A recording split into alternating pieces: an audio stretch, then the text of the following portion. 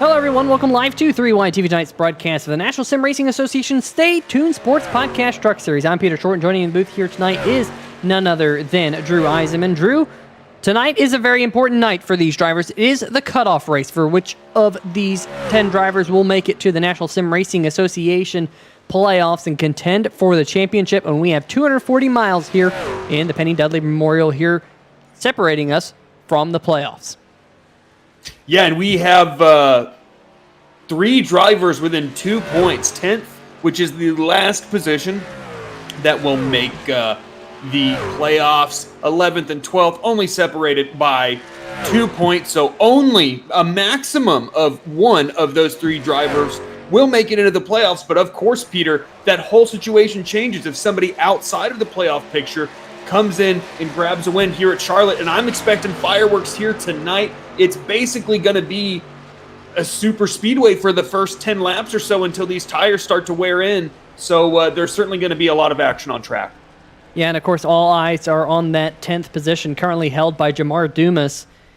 But Matt Cherry, Jeff Price, behind him just a couple of points out. It is all to play for. If your name is Jamar Dumas, Matt Cherry, or Jeff Price, tonight could be a very big night for you to make your way into the National Sim Racing Association Stay Tuned Sports Podcast Truck Series playoffs. But you see the drivers already locked in on the left side of your screen. If you're Ben Adams or Doug Neal, you're pretty safe there with Ben Adams 48 points to the good. I mean, mathematically, he should be locked in at the drop of the green flag. Doug Neal not quite locked in at the drop of the green flag, but things would really have to go against him in his number 77 machine. Hopefully that doesn't happen for him.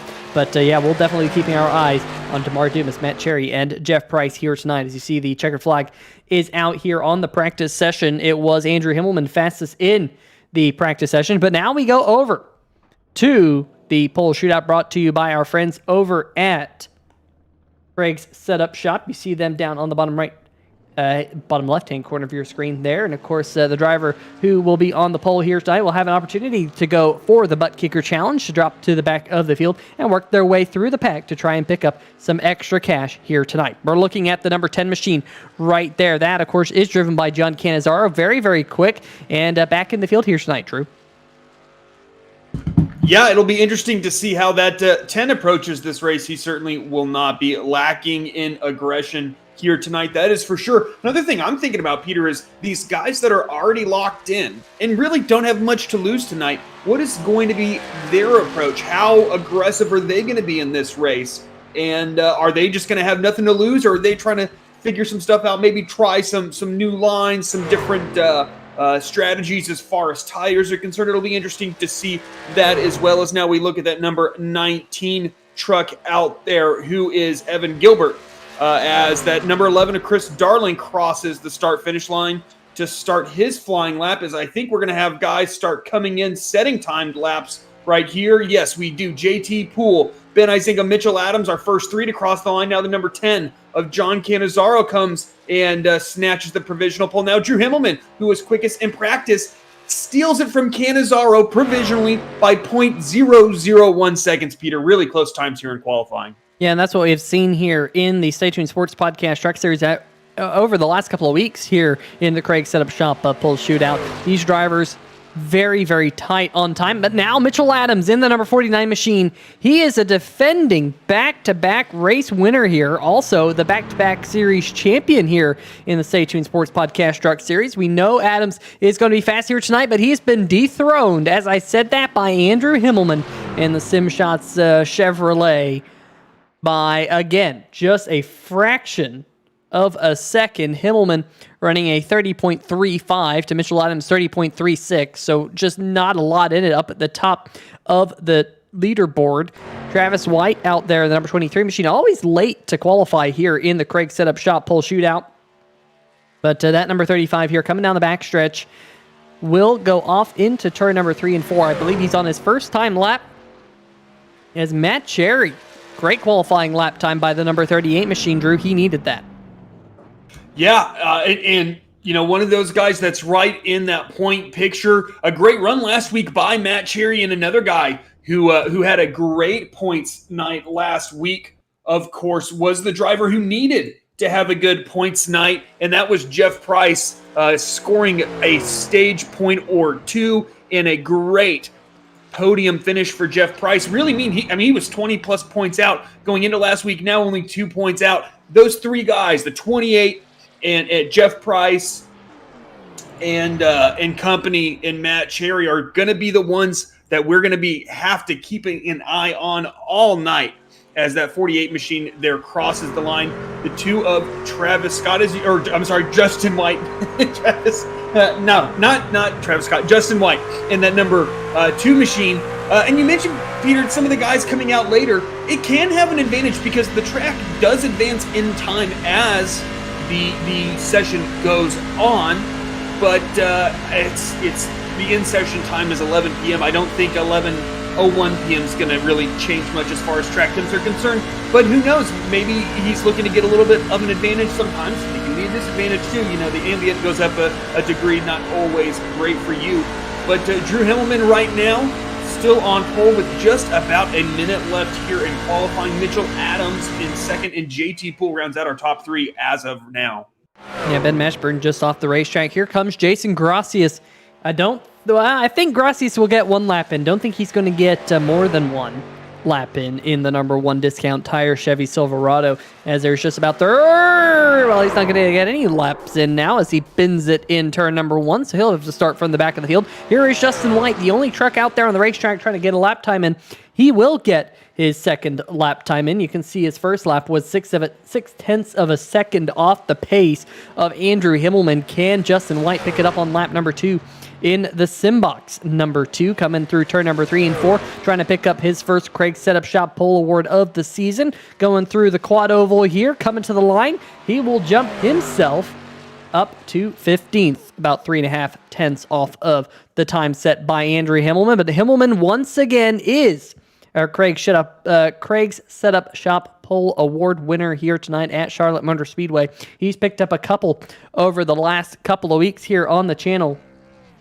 He's just been absolutely lights out for the time being in this series, Drew. He has been very, very quick, and now we have to run to see if we can get a word with the driver of the number 8 machine. Let's see if we can drag him down in here, Drew. Of course, we'll have to ask him the all-important question on whether or not he's going to go for that Buttkicker challenge or not. But let's see if we can find him. There we go. And Drew, why don't you take it away with Andrew Himmelman? Drew in the number 8 car. This is Drew up in the booth. You got a copy? Yeah, I got you, man. Well, once again, another poll for you, Mr. Himmelman. But the big question we all want to know is Buttkicker challenge, yay or nay? I don't know. I feel like we've been asked this question, though. It's quite a bit this season, but I don't know. I think with this being the last race of the regular season, we kind of want that 1 seed really bad. With James and Mitchell being at 2, we're going to stay up front this race. All right. Well, you heard it here, folks. So one quick question before we get to rolling here. You mentioned that you're locked into the chase, and you're still battling for positions within the chase or playoffs as we go into it this next week. But as someone who's locked in, are you going to be a little bit more experimental in this race, or are you just going to approach it normally? What's your thought process going into this race at Charlotte? Yeah, I think we may try some strategies. May work, may not work. I don't know. But our main goal right now is to get that 1 seed. Last week we were super close to a win, and another one we just didn't close out. So those two, we got Dover and Twin Ring that we should have closed out late, and we didn't. So we got to be able to close out a race heading into the chase. So I think we might be a little experimental, but other than that, we really we want to be the 1 seed heading into the playoffs. Well, absolutely. You certainly displayed enough pace in the regular season to be very competitive come playoff time. Good luck tonight, and thanks for talking with us. Yeah, thanks, man. All right, well, we'll let Andrew Himmelman get back to his team, but it's kind of interesting to hear that he's kind of electing to go race. This is a long race here tonight, Drew. 240 miles here in the Penny Dudley Memorial 240. And in fact, it is the Penny Dudley Memorial. We got to highlight that fact. It's brought to you by Team Dudley Racing. But we have this picture of Penny Dudley, excuse me, and we also have a quote there, Drew. And really, this race is in honor of Penny here tonight, Drew. Why don't you read that quote that Penny used to say? All I can say is I sometimes wish I had what others had instead of ALS. But I think maybe by me having ALS, I am letting someone else have a break. God knows what he is doing with my life. I need to be more thankful. Penny Dudley. Yeah, and of course this race is in memoriam of Penny, but also to highlight what ALS is and what ALS can do to families. And there are many different charities out there to give back to ALS.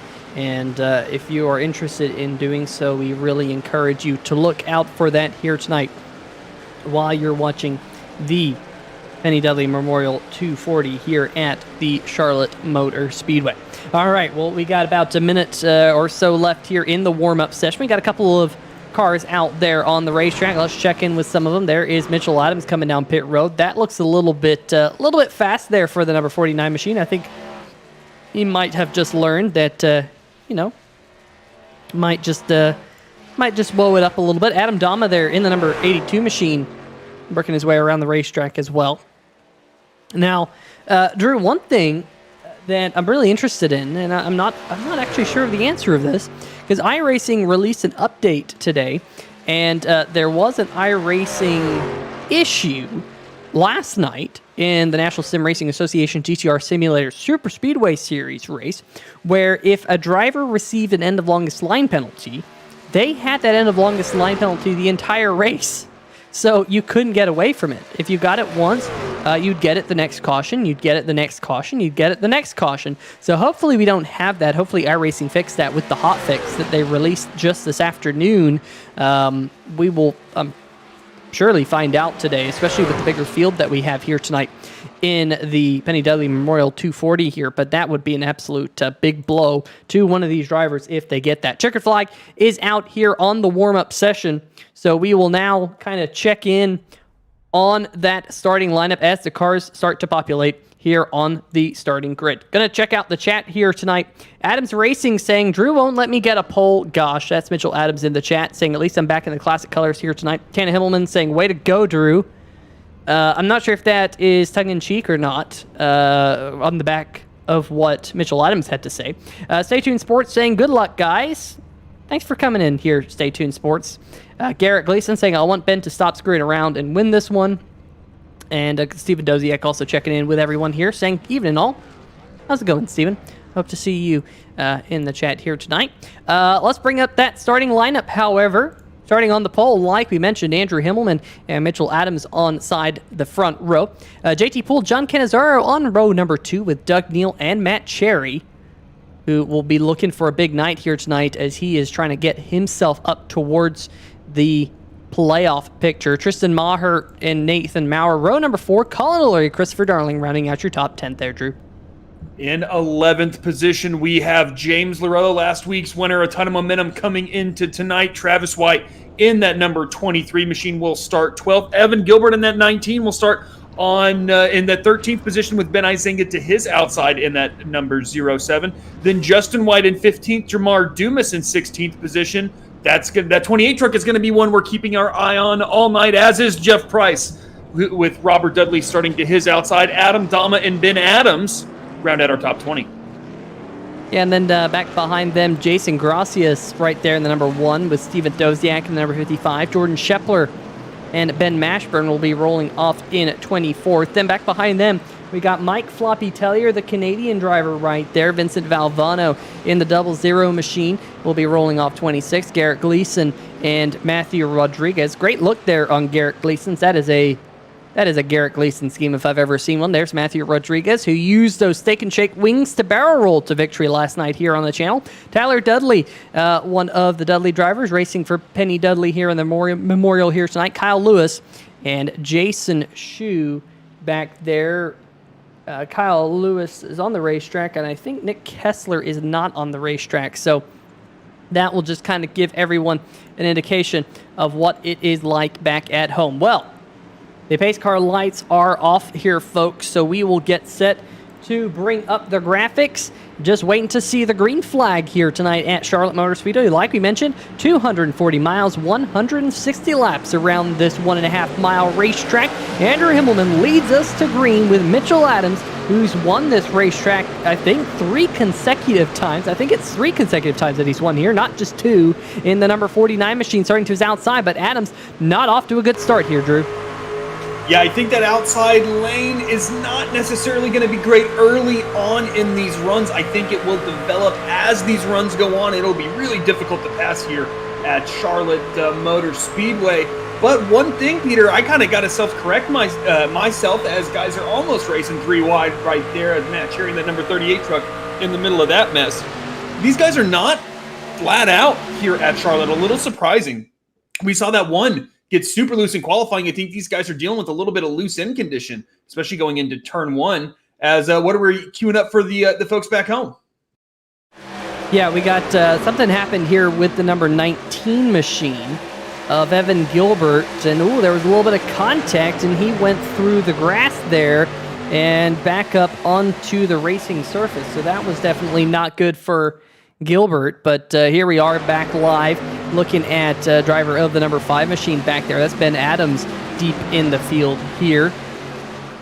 But up at the front of the field is Andrew Himmelman. He's got JT Poole all over the back bumper, then Mitchell Adams, and all kind of snaking down the backstretch. But look a little bit further back. That was the number 14 machine of Jeff Price back there, side by side here with the number 2 of Justin White.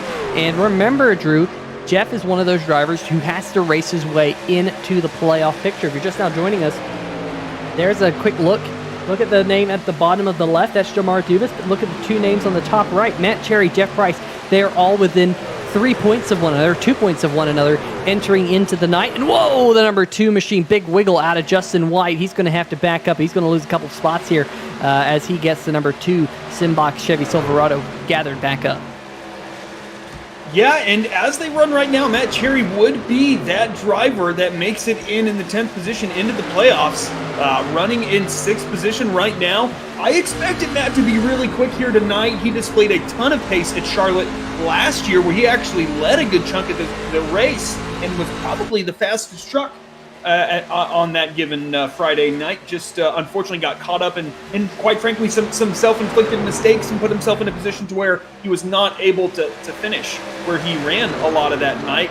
He is currently trying to get underneath the 62 of Colin Ulrich. Has a big wiggle out of turn 4. That is going to allow that 38 truck to scoot on by on the inside. And I think through 1 and 2, that outside lane maybe going to be having a little bit tougher of a time keeping up with the bottom lane. But as the 38 washes up, a huge moment for Matt Cherry right there. He has to get way out of the gas, holds up James Dorello. And you see, Peter, when you check up like that, it's going to create a big gap in front. But we will take another look at that and see just what happened. Yeah, this was a stellar save. Look at him. Man, that was so quick. You saw that quick handwork to keep that truck going straight. That was extremely impressive out of the number 38 truck, and maybe a little bit of left rear damage on the 38 now, but he's going to close in on the number 62 of Ullery once again here down the backstretch, so we know that number 38 is showing a lot of pace. Hopefully, Drew, he's not using up his stuff here tonight as he tries to hook that bottom line right down there on that blue line. There's a lot of grip down there, and that's exactly where that number 38 truck is hunting. Right in front of them, though, is Tristan Maher in that Revestis Brakes throwback right there. As I thought maybe the number 38 would be able to pull off the pass, but not able to do so. We see some smoke out there from some of these drivers smoking their tires. We heard from a lot of drivers here, Drew. This is a pretty loose setup. It's not super easy to drive. They're running a fuller tank than they usually do, as we have a battle for the race lead breaking out. Yeah, they are running full fuel tanks here tonight, folks. Not the 70% that is normal. A little bit of experimentation. Maybe perhaps running this fuel load in the future, but absolutely going to have some more weight in the rear end. Going to make this thing turn a little bit better, sometimes turning a little too well. But I think what you're seeing right now is the JT Poole is in the race lead. Mitchell Adams looking to take over second position from our pole sitter, Drew Himmelman. Is this draft just keeps these guys together. You could be significantly quicker than the trucks behind you, Peter, and just not be able to pull away because at Charlotte, that draft effect is just absolutely massive. But on the flip side of that draft effect, it also can take a ton of air off of your nose. And if you're running in the wake of that truck in front of you, it's hard to get much closer than that number 8 is to the number 26 through the corners at the very least. You really kind of have to set passes up and try to get some momentum out of these corners to be able to set up these passes. As now James Lorello taking it to the inside of Matt Cherry right there. We saw that 38 truck drive really, really hard these first few opening laps, probably overheating his rear tires a little bit, maybe struggling just to tab in that number 38 machine. Yeah, you see that number 9 now not able to pull off the pass, so Cherry able to hold on. Bottom right-hand corner of your screen, you can see that the front half of the field is actually closing in on the back of the tail enders. That would be the number 23 of Travis White, just about to go across the start-finish line, as well as the number 10 machine. That is John Cannizzaro. Now, something must have happened to the number 10 machine of Cannizzaro because he was very, very quick in the practice session. There is Cannizzaro. He's lost 26 positions from the drop of the green flag. Not sure what happened to him. Hearing that he might have come down pit road. Not sure why he had to come down pit road. Maybe there was a drive-through penalty on his car, but on lap number 2, you watch him right here. So this is a 3-wide TV replay. Just comes down onto the flat portion of the racetrack and heads down to do a drive-through penalty for some reason. Not sure if that was existing from last week or not. Would have to check the penalty sheet. But John Cannizzaro right now well down the field. There's Travis White also in the same boat. Has lost 19 positions from the drop of the green flag. But JT Poole is still your race leader over Andrew Himmelman and Mitchell Adams. In fact, that gap up at the front of the field is starting to just grow a little bit. Side-by-side battle back here between Jeff Price and Christopher Darling just inside the top 10. Yeah, and these guys towards the tail end of the top 10 are having quite a battle as that 14 machine is underneath that number 11. And as we get further and further into this run, I think we're going to see more and more usage of those higher lanes, especially through 1 and 2 on entry, maybe not quite as much on the apex. You can also run that second groove through 3 and 4. It is perfectly viable as we're seeing some trucks start to navigate up there. I think that's going to become more and more the case as this track gets rubbered in. And Peter, another thing, these guys haven't done a full fuel truck run all year. We've done 70%. So it's going to be interesting to see. I think the guys that are really good with tire wear, that's going to be even more emphasized tonight because these guys are going to have 30% more laps each run. So it's going to be another kind of unique challenge that the longer races that we typically see here at Charlotte provide, as we run 200 laps or 200 miles rather in the NSRA Stay Tuned Sports Truck Series. Tonight, an extra 40 miles here. So very, very usual for Charlotte to be just a little bit longer than most is now Adam Dama. And I believe that's the 48 machine. The 15 and the 48 look very similar. Sometimes it's hard to differentiate them. Yes, it's the 48 machine racing Adam Dama in that really good-looking Army Esports machine. Those guys are battling for 13th position right there. And Peter, the field now starting to break up a little bit. JT Poole established about a 1.1 second lead over that number 8 machine, our pole sitter tonight. Looking at the number 14, never mind, not looking at the number 14. My apologies, folks. That number 49 and number 17 trucks are who we're looking at right now in this battle for 4th position, or 3rd position rather. Mitchell Adams running 3rd, Tristan Maher starting to apply a bit of pressure in that number 17 machine. And it will be interesting to see if he can get around Mitchell. And typically Mitchell's a guy who's really good with tires. This 38 machine, who has gotten by Colin Ullery now.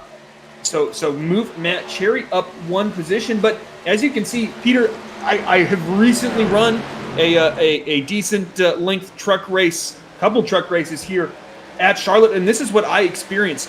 It's so hard to complete the pass. You just find yourself racing side by side for lap after lap after lap. You can cross over a ton. You can really race side by side, but when you're doing that, you're costing yourself a ton of track position to the guys in front of you because you're just going to be running a lot slower because you're not utilizing the entire width of the track. as now Adam Dama in that number 1 machine. I think that's Jason Gracias really starting to move forward. We saw his struggles in qualifying, Peter, as he wrecked that thing going into turn 1.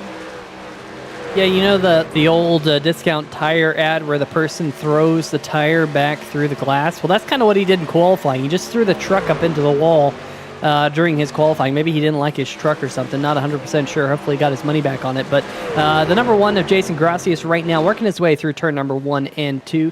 He has gone from 21st to 14th here in the opening 20 laps. So picking up 7 positions. So having a pretty good start to his night in that discount tire truck. But up at the front of the field, there's the gap between JT Poole and Andrew Himmelman. Now that gap has actually just diminished a little bit over the last couple of laps or so. We'll kind of bring up that graphic for you folks right there. You can see it was just about 1.5 seconds. Now it's back down to 1.1.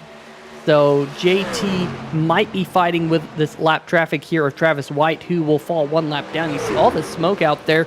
There must be some people going for some big slides. We're not catching it here in the 3-wide TV cameras. Evan Gilbert in his machine has come down pit road, though.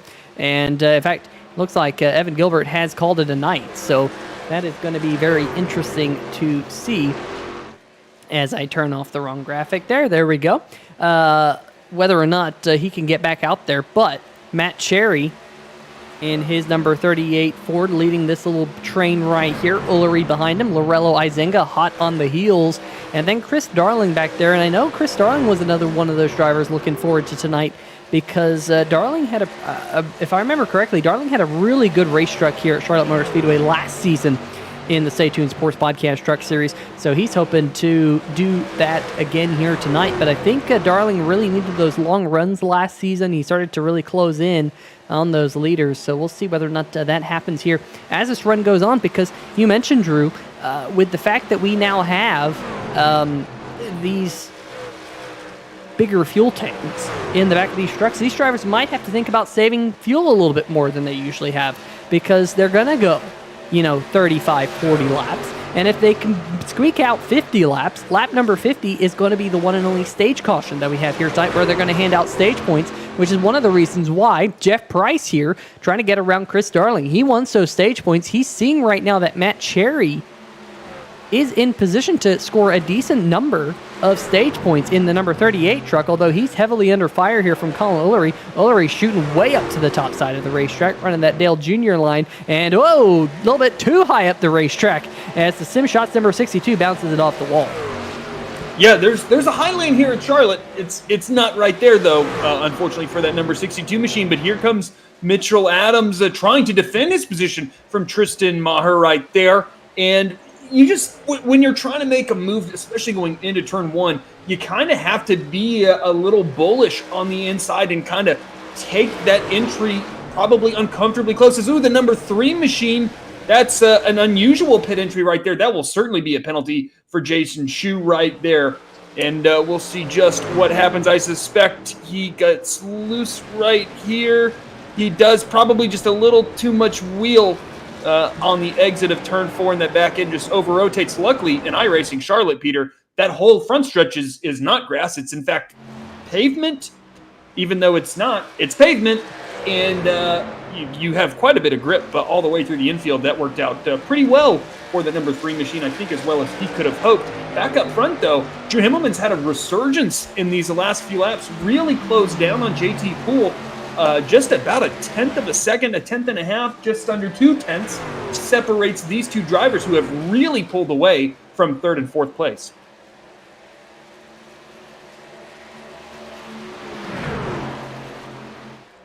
You there, Pete? Yeah, Ben Mashburn, sorry, I was just on pit road. I was just trying to capture who it was that was coming down pit road. It was Ben Mashburn in the number 24 machine who came down pit road. So he's splitting this stage in half, Drew. So that kind of tells me that maybe these trucks cannot make it all the way to lap number 50. So we'll see whether or not any of these other trucks elect to do the same. because Matt Cherry up at the top of the screen. Big slide out of him. Not sure if there was contact there with himself and James Dorello, but all of a sudden that number 38 heavily under fire. I'm sure he won't be all too happy with that as he tries to fight for all of these stage points, because look who's looming in the back of the picture there. That is, of course, driver of the number 14 machine. We're on board with him right here, Jeff Price. But Cherry there with another big slide out of turn number 2. Let's go catch that one on the 3Y TV replay. Yeah, it certainly was a moment between those two drivers right there. And we'll get that replay queued up for you folks. Don't want to spoil anything. Yeah, the number 9. It doesn't take much on corner exit, as we've seen these guys be really loose all night long. And it just took a tiny touch to really get that rear end over rotating for that number 38 machine. And that's certainly not going to help his loose condition that we've seen tonight. You get those rear tires a little too hot, they're going to slide even more as the number 8 and 26 are now battling for the race lead with lap traffic coming involved potentially. They get by the number 15.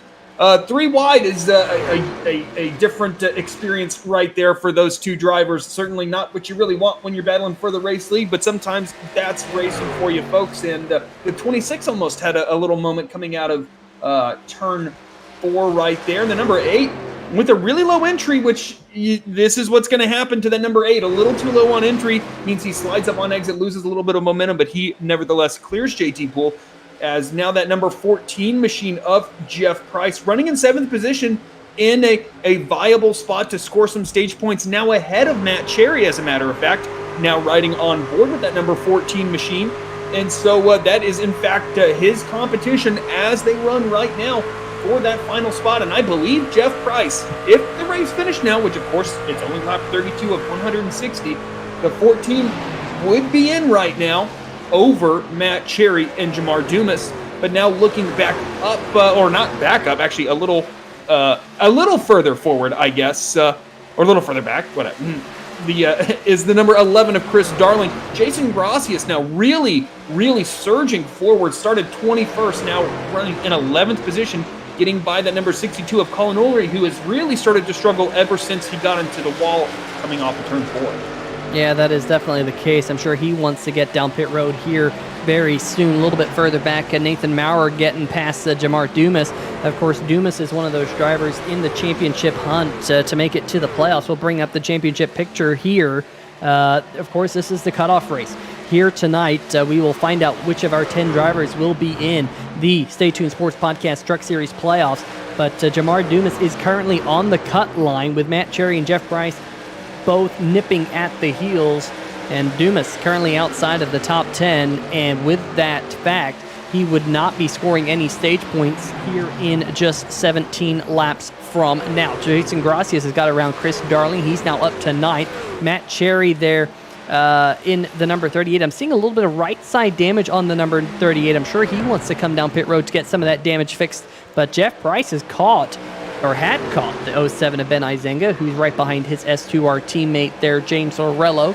Orello in the number 9 Stay Tuned Sports Podcast Chevrolet, running a very flashy paint scheme that he's been running all season long. Meanwhile, Mitchell Adams and Tristan Maher, that battle for third has dissipated, but I've been watching Mitchell Adams here because, Drew, he's starting to close in on your front 2 as well.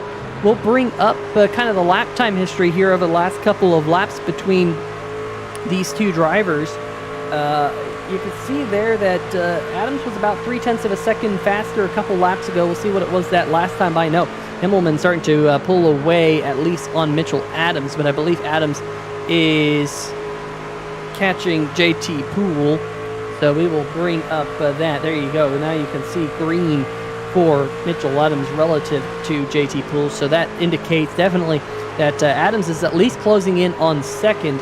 But we have 15 laps now until the stage caution, as smoke continues to be out there on the racetrack. Stuff really must be going down out there. Yeah, I wonder if iRacing's being a little stingy with cautions here tonight. Certainly no complaints from us up here at the booth. I love to see a race kind of play out organically, minimal amount of cautions, and just let these drivers drive these machines for full runs and really let all of those skills, including tire saving, fuel management, all that stuff, come into play.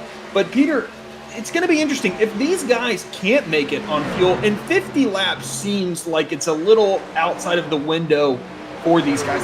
I would imagine, I think 48 is the upper edge of the window for these drivers. I really like what some of these other guys have done in pitting early. I believe Ben Mashburn was one of those drivers, as was Travis White. I think that splitting this in half, 25 laps, 25 laps, is a really smart move for those drivers if these guys can't save their fuel, because Peter, they're running 2 seconds off of what they were earlier in this race. So a substantial amount of time would be made up by those drivers who pitted early. And maybe if some of these drivers are close to making it on fuel to lap 50, maybe they're going to think about saving some fuel. But not only do you have to save to lap number 50, we see Nathan Maurer make the move on Colin Ullery. Now Jamar Dumas going to work on the number 62 truck. They not only have to make it to lap number 50, but they have to save a little bit extra fuel because they have to be able to wait to come down pit road. Because if they come down pit road when the caution flag is out and the pit road isn't open, they possibly will end up with a penalty. And if that bug hasn't been fixed by iRacing, they can't get rid of that penalty for the entire night. So that will probably be in the mind of some of these drivers as well. We'll see if some of these drivers do save enough fuel to make it to that stage caution here in just about 10 laps or so from now. As you see, Dumas has indeed made that pass. Now, Robert Dudley and Ben Adams, Drew, that you were mentioning that you have seen here, you've been here, and you kind of get stuck side by side, lap after lap after lap, hard to make a pass, but we have seen the Simshots Buttkicker number 5 of Ben Adams and Robert Dudley there in the number 48, has ALS Association on the hood. Of course, it is the Penny Dudley Memorial 240 here tonight. They've been locked in this battle now for the 14th position for quite some time as they close in both on the back of Colin Ullery. The 48 has cleared him through 1 and 2. A little bit of a high entry for that number 5 machine. Not quite a good enough run off to be able to fight back, but Robert Dudley's being more than generous with that outside lane. Maybe he's trying to just show his front bumper to that number 62 machine. And Colin Ullery's really started to slide now. He was up in the solid part of the top 10 now, just trying to hang on to 13th position, battling this number 48 and 5 machine. And here comes that 24, who is not on the lead lap, folks. He did come down and take tires. He's 1 lap down. But you see, he's been out there now for 15 laps on those tires. And how much quicker the 24 is if he doesn't almost lose the truck out of turn 4. But we have a caution, Peter. Caution number 1 of the night, and we're hearing that it might be the 00 here, the Cars for Cause F-150 of Vincent Valvano. Contact over the 23 machine, and they both end up in the wall going off into turn number 1. That can be sometimes very difficult to judge, that little kink, but unfortunately for Vinny Valvano, that 00 truck is pretty heavily beaten up. And that will be the first caution flag of the night. So that will remove the opportunity for these drivers to score, well, to at least go to the stage break without pitting. I'm sure we'll see a bunch of these drivers come down pit road here, as unfortunately for Vincent Valvano, there's a lot of damage to that truck. Same thing with Travis White in the number 23 machine. And it looks like just coming together there, Drew. Yeah, as you mentioned, I think that that's one of the harder places and maybe people don't think about as far as judging the guy to your outside is concerned, because you want to be as wide as possible on entry into turn 1 in order to be able to carry as much momentum as possible. And sometimes you can just be a little too wide, as we saw there with the number 00 machine. But everybody coming down pit road, Peter, and I was kind of interested to see and am interested to see some of these guys that maybe are trying to be opportunistic with these stage points. I think 2 tires is a decent option right here, especially when you can undo this here in just a few laps. When the stage ends, I'm not seeing anybody taking 2, but I really was hoping somebody would, because I think that would be a really interesting call to see if 2 tires is really viable. But obviously these guys do not think that that is the case. And with the trucks being loose, typically 2 tires makes you even looser or more loose, whatever the proper English is for that that expression. So everyone taken 4. Doesn't look like too many positions really changed here. Jeff Price looks like he might have gained a few spots, but overall, Peter, it looks like a pretty solid round of pit stops for most of our front runners. You're not wrong. However, the number 97, the Flat Out Racing Network machine of Mike Floppy Tellier, elected to stay out. Drew, I wonder if he's thinking about those stage points, having an opportunity here to go 5 more laps or so until presumably we get another caution, because we have that stage break. I don't think the administrators will make this the stage caution. I don't think they will. So we will see whether or not that holds true or not. Now, we are trying to figure out the Brookstone Animal Hospital Lucky Dog Award under this caution flag, who that is going to be. Not exactly 100% sure. I think it actually was driver of the number 24 machine right here, Ben Mashburn.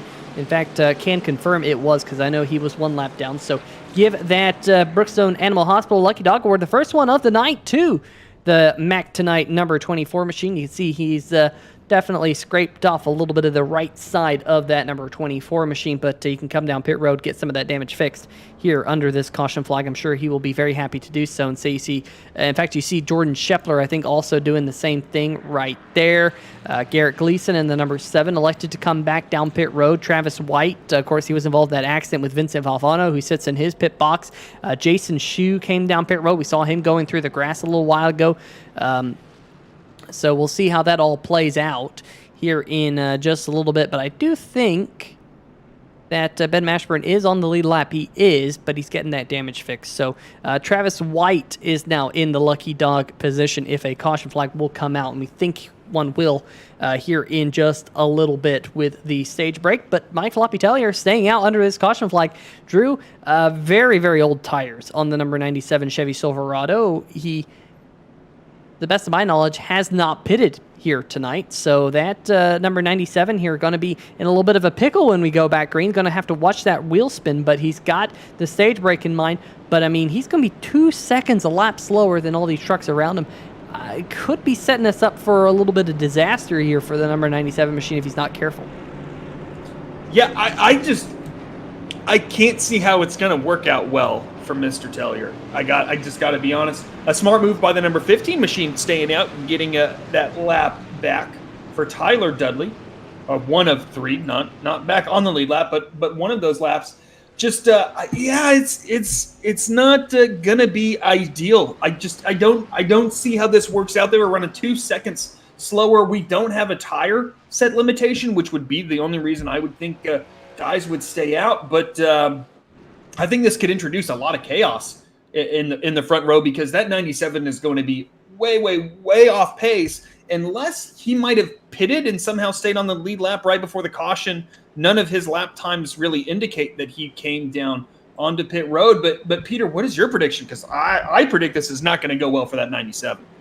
Yeah, if I was Tellier, I would not have restarted on the inside groove. I would have started on the high line. So if I needed to bail and go up to the wall, I could. But we'll see how that works out. We'll find out very, very quickly, as it looks like we're going to have about a 4-lap shootout until we get the one and only stage break. Andrew Himmelman, first truck on fresh tires to the outside of the number 97. Of course, Himmelman was your Craig Setup Shop Pole Award winner at the top of the show.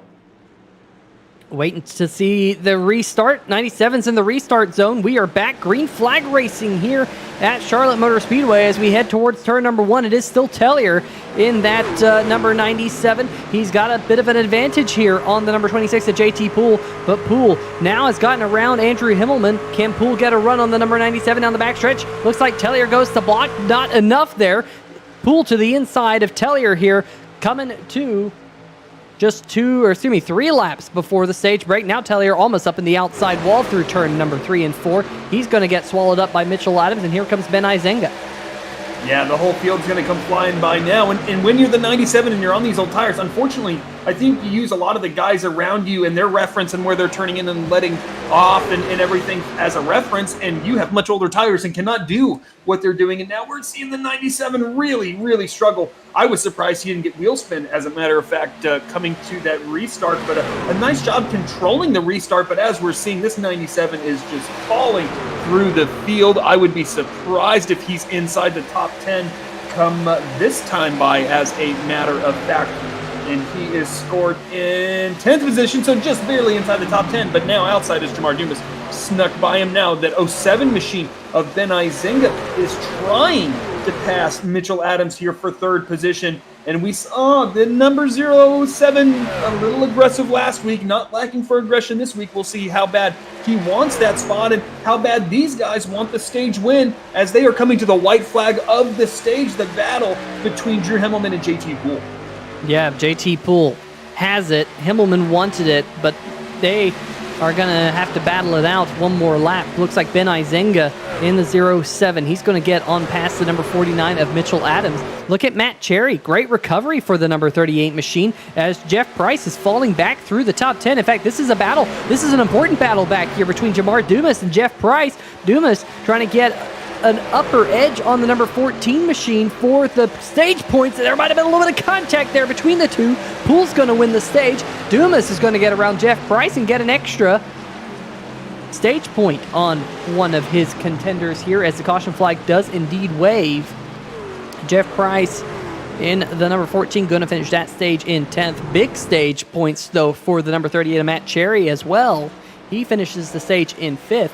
That was a great run by the number 38 machine to work his way up there, Drew, to maximize his points. And as of right now, that stage point bonus for the number 38 would put Matt Cherry into the Stay Tuned Sports Podcast Truck Series playoffs. Yeah, it certainly put him in the driver's seat as far as the rest of the race is concerned. He just really needs to finish within sight of the other two guys that he's competing with, or a position behind both of them would be perfectly fine for the number 38 machine, as he has a several point lead on these other drivers right now. That would put him about 2 points ahead of Jamar Dumas, and 4 points, or actually more, substantially more, about 7 points in front of Jeff Price right now as they run, if my math checks out, which I am, again, not a math major, so take that for a grain of salt, folks. But I think all these guys are going to be coming down pit road. I certainly know that 97 will, as Peter, that green 97 machine finished down in 18th in the stage. Did not work out for the 97, but I guess that's what that point in the race is for, a little bit of experimentation and figuring out what strategy is viable, maybe for a late race restart or whatnot. Now we know you got to take tires. But here these guys come down on pit road. Once again, only a few laps ago, these guys were coming down pit road.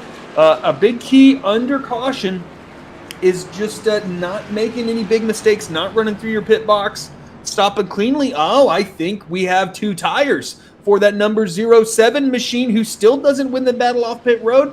Did he take 4, Peter? He sure looked like he exited pretty early. I'm just looking at his pit stop time, and it looks like 4 tires on the 07 machine. So just a really, really, really good pit stop for his crew. Now, we did have a couple of drivers that like to stay out here, including the 77 machine, Ben Mashburn, Nathan Maurer, Jason Gracias. We're just trying to check to see who is our lucky dog under this caution flag. I believe it was going to be Travis White, but not seeing him get waved around the pace car just yet. We'll see if that happens. Now, something has happened to the driver of the number 14 machine here, Drew. That is Jeff Price, one of those drivers going for the playoffs. A very long pit stop for the number 14 machine, a 39-second pit stop for that Chevy Silverado. And he's going to have to restart in 26th position. Now, we still have quite a long way to go. I mean, we have just under 90 laps to go, so plenty of time for Jeff Price to work his way back up towards the front of the field, maybe trying to fix some of that right side damage that we saw when he went by our camera here just a moment ago. But Price is very deep in the field. That is definitely not going to be good news for him. Yeah, some decent damage on the right side of that number 14 machine too. Maybe that's what he was spending some extra time on pit road fixing. But a lot of work to do, as now that number 7 machine of Garrett Gleason, the number 00 machine as well. And Peter, did something happen between the 14 and somebody else under caution?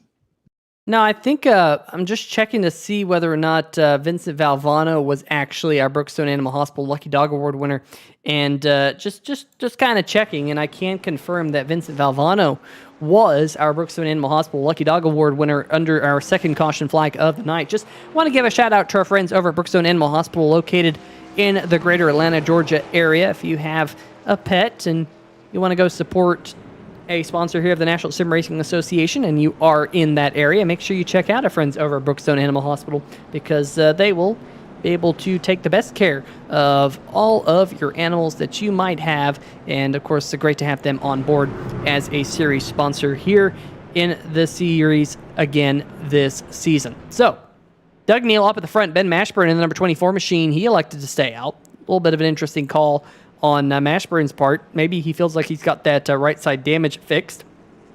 And now that he's on the lead lap, maybe he feels this is his opportunity to get up towards the front. Jason Gracias, we saw a lot of pace out of the number 1, but what he didn't have was track position earlier in the race because he wrecked it in qualifying. Now he's going to be up there. And then you got your trucks back there like JT Poole, Andrew Himmelman, Tristan Maher, I was going to say the 07 machine of Ben Izenga, but Izenga late to come down pit road. Same thing with the number 9 of Lorello. Mike Floppy Tellier late on pit road. Do you think these drivers are already thinking about fuel mileage and possibly if this race goes caution-free to the end here, Drew? I mean, that is a lot of track position to give up. Yeah, I think, especially given those guys' standings and points, I think that that's absolutely what they're doing. They're trying to look for little advantages. One little advantage that I'm looking at, Doug Neal certainly was flat out for those 4 or 5-ish green flag laps right there. But Ben Mashburn, Nathan Maurer, and Jason Gracias were about 6 seconds off the pace, so almost cruising out there, saving their tires. I really like the move by those 3 drivers, the number 24, the number 1, and the number 971. All were way off pace for those green flag laps, just preserving their tires to actually take advantage of this track position. It'll be interesting to see if that makes a difference, as here we come to the restart. The number 77, that yellow car on the outside, our control car. And there we go. The number 77, a good restart on that outside lane. A substantial gap between he and that 24 machine is, there's a little bit of trouble back there. The 18 gets a little sideways, but manages to keep it going with no caution, as now the 24 and the 1 are battling side by side through 1 and 2. Nathan Maurer trying to hold off Drew Himmelman as he makes a dramatic dart to the inside to get underneath Maurer. Doesn't quite work out. In fact, lets JT Poole to his high side as the 24 and the 1 get really close through 3 and 4. This is allowing Doug Neal to scoot away a little bit. Big wiggle out the back of the number 24 of Mashburn coming out of turn number 4. He's still locked in this battle with Jason Gracias. Meanwhile, back behind him, Nathan Maurer throws a little bit of a block on Andrew Himmelman. Poole now running right up against the wall, trying to get the momentum up there. And are we 3 wide down the backstretch on 3 wide? TV might have been there for just a moment, but the Zaps Voodoo number 26 machine gonna power him by Nathan Maurer. Himmelman still stuck behind the 971 truck, and he might fall into the clutches of Mitchell Adams. Meanwhile, we're hearing there's been an accident. Christopher Darling, the number 11 machine, something has happened to him. Let's see what's happened. Caution flag is waving here at Charlotte Motor Speedway. That's the number 62 of, oh my goodness, Colin Ullery. And Chris Darling goes up on his side down the backstretch. Straight down into the inside wall. The 23 involved back there. And then there comes Vincent Valvano. My, oh my. Fireworks at Charlotte. Yeah, I guess luckily for the 11, he didn't go over, but that certainly is day done for Chris Darling. And it looks like he forced the 62 up, and the 62 hit the wall, bounced off, and collected Darling, as that is a dramatic shot of that 11 sliding on his passenger side, or driver's side door, rather, down the front stretch. Vincent Valvano gives him a late hip check, just because why not?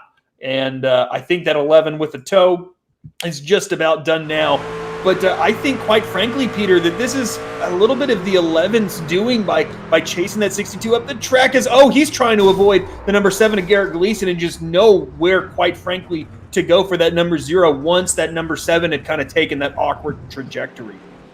Yeah, unfortunately, with Gleason there kind of locking it up, it just did not work out. That is 100% for sure for the 00 of Vincent Valvano, who had just gotten himself back on the lead lap by means of the Brookstone Animal Hospital Lucky Dog. Now we are going to have to check to see on the Brookstone Animal Hospital Lucky Dog under this caution. There it is. Tyler Dudley getting another one of his laps back. Now he is currently being scored, will be scored 2 laps behind the race leaders once he gets back here and catches back up to the pacing line. But for right now, Tyler Dudley, of course, here in the Penny Dudley Memorial 240.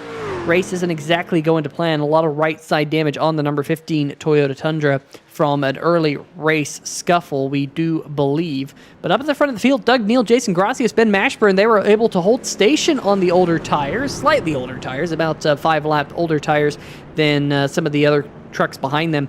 JT Poole up to 4th. Nathan Maurer still holding station in 5th. And then you got Andrew Himmelman, Mitchell Adams, Tristan Maher, Robert Dudley, John Cannizzaro inside your top 10. And Cannizzaro here, Drew, good bounce back for him. Remember, he had that drive-through penalty at the top of the show. He has now cracked the top 10. It certainly is. I think 2 drivers of note that came down that last time. Interesting strategy call, I guess. Actually, more than 2, but the number 28, 38, and 14, I believe, all came down pit road and are running nose to tail. All 3 of them basically are 3 drivers competing for our final playoff spot. If someone outside the playoffs doesn't come and snatch this race victory, these are the 3 drivers, Peter, that are going to be racing each other for that spot, and they're nose to tail, all with fresh tires. It'll be interesting to see how that plays out.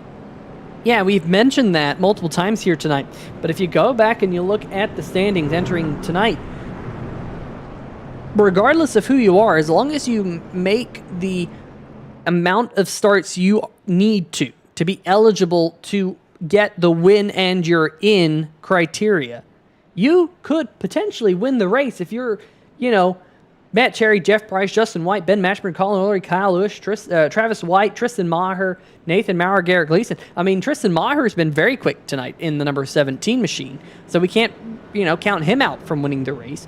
But if one of those drivers did win the race, then this battle that we've been highlighting the entire night long between Price and Cherry and Dumas might be worthless, because someone could leapfrog them by winning the race to make themselves eligible for the Stay Tuned Sports Truck Series playoffs. And we are looking forward to the Stay Tuned Sports Podcast Truck Series playoffs.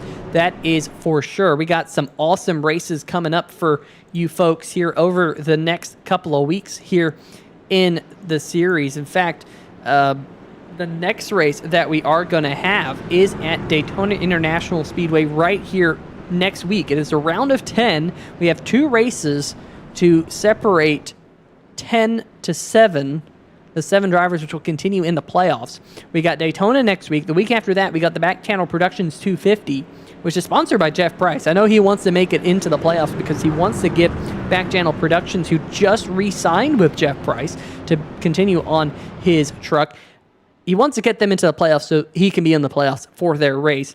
And then after that, we get to the round of 7. We got the Milwaukee Mile, one of my favorite racetracks.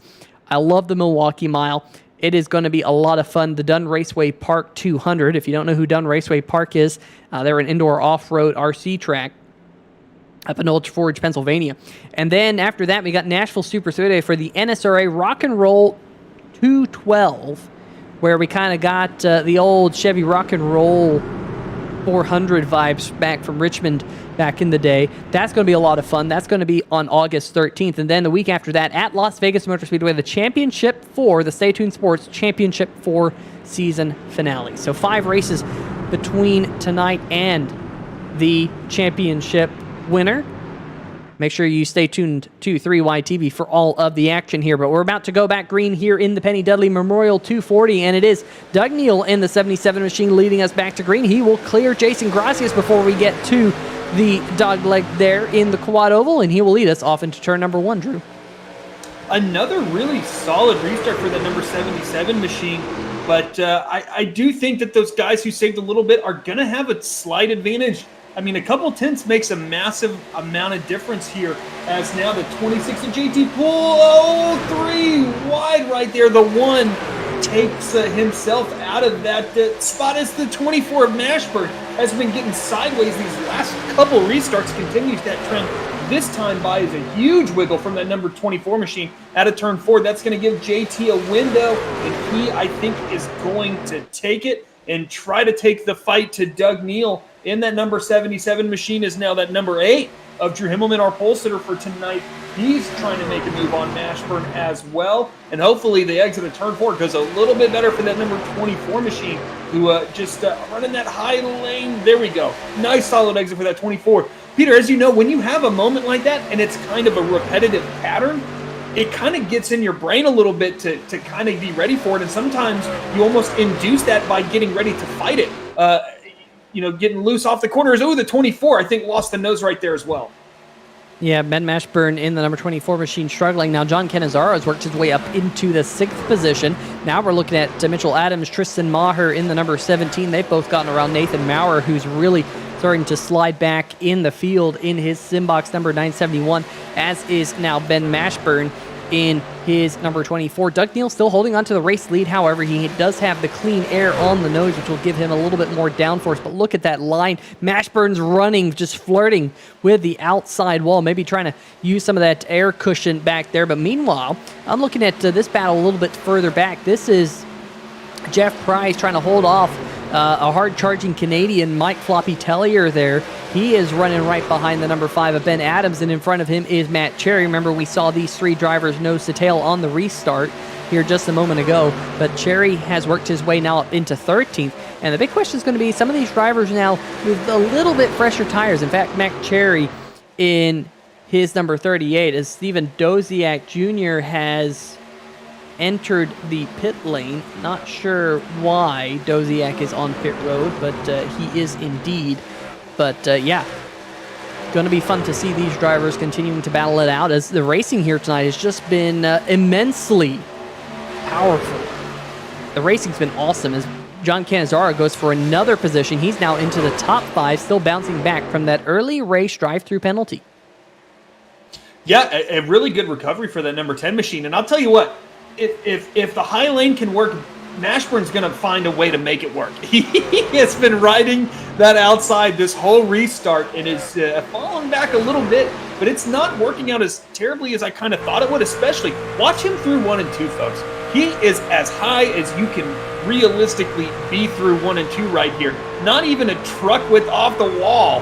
And that's you can't get higher than that, quite frankly, and make that corner work. And it's not horrible, Peter. I mean, he's not really losing ground to Mitchell Adams behind him. The guys that are in front of him, for the most part, have fresher tires, with the exception kind of the 1 and then the 77's out front. So clean air does make a big difference. So, I mean, it's interesting, and maybe he's trying to figure out, can I make this work late in the race if I need to?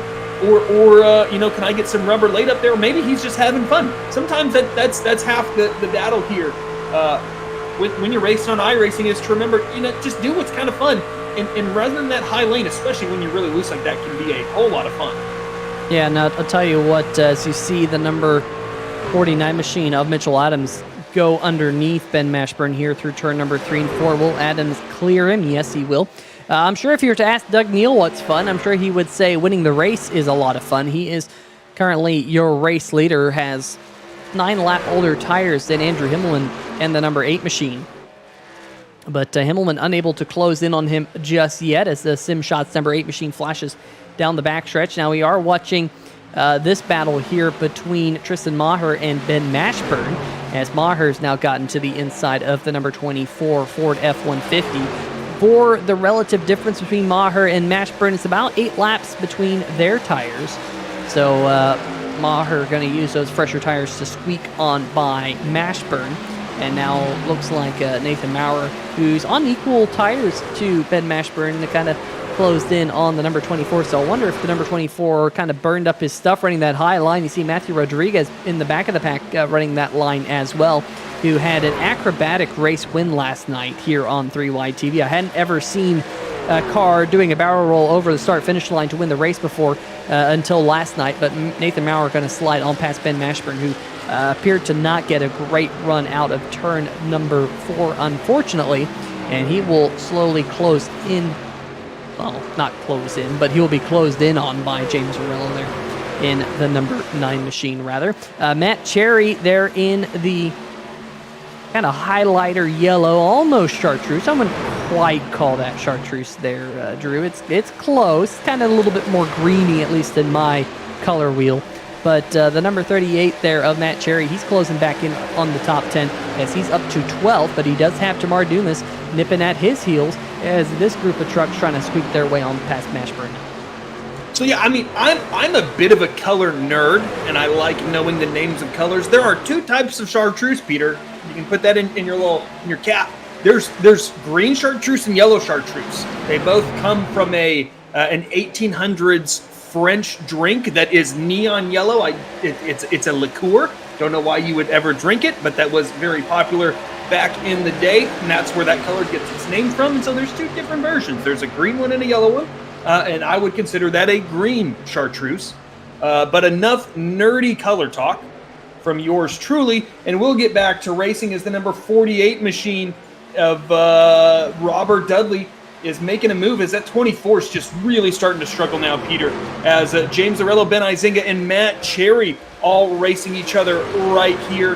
And Matt Cherry's just really doing what he needs to do, staying in front of the guys that he's racing for the chase, and just praying that basically that 17 machine or that 971 can't get up there and snatch this race victory, because if one of these guys that's up there that's already locked in, or is already in on points, or is ineligible for the chase, gets up there to win this race, then that number 38 machine is looking really good right now, as that number 1 machine is already a race winner this year, but is not eligible for the playoffs, Peter. He did not meet the minimum start requirement and thus is ineligible for the playoffs.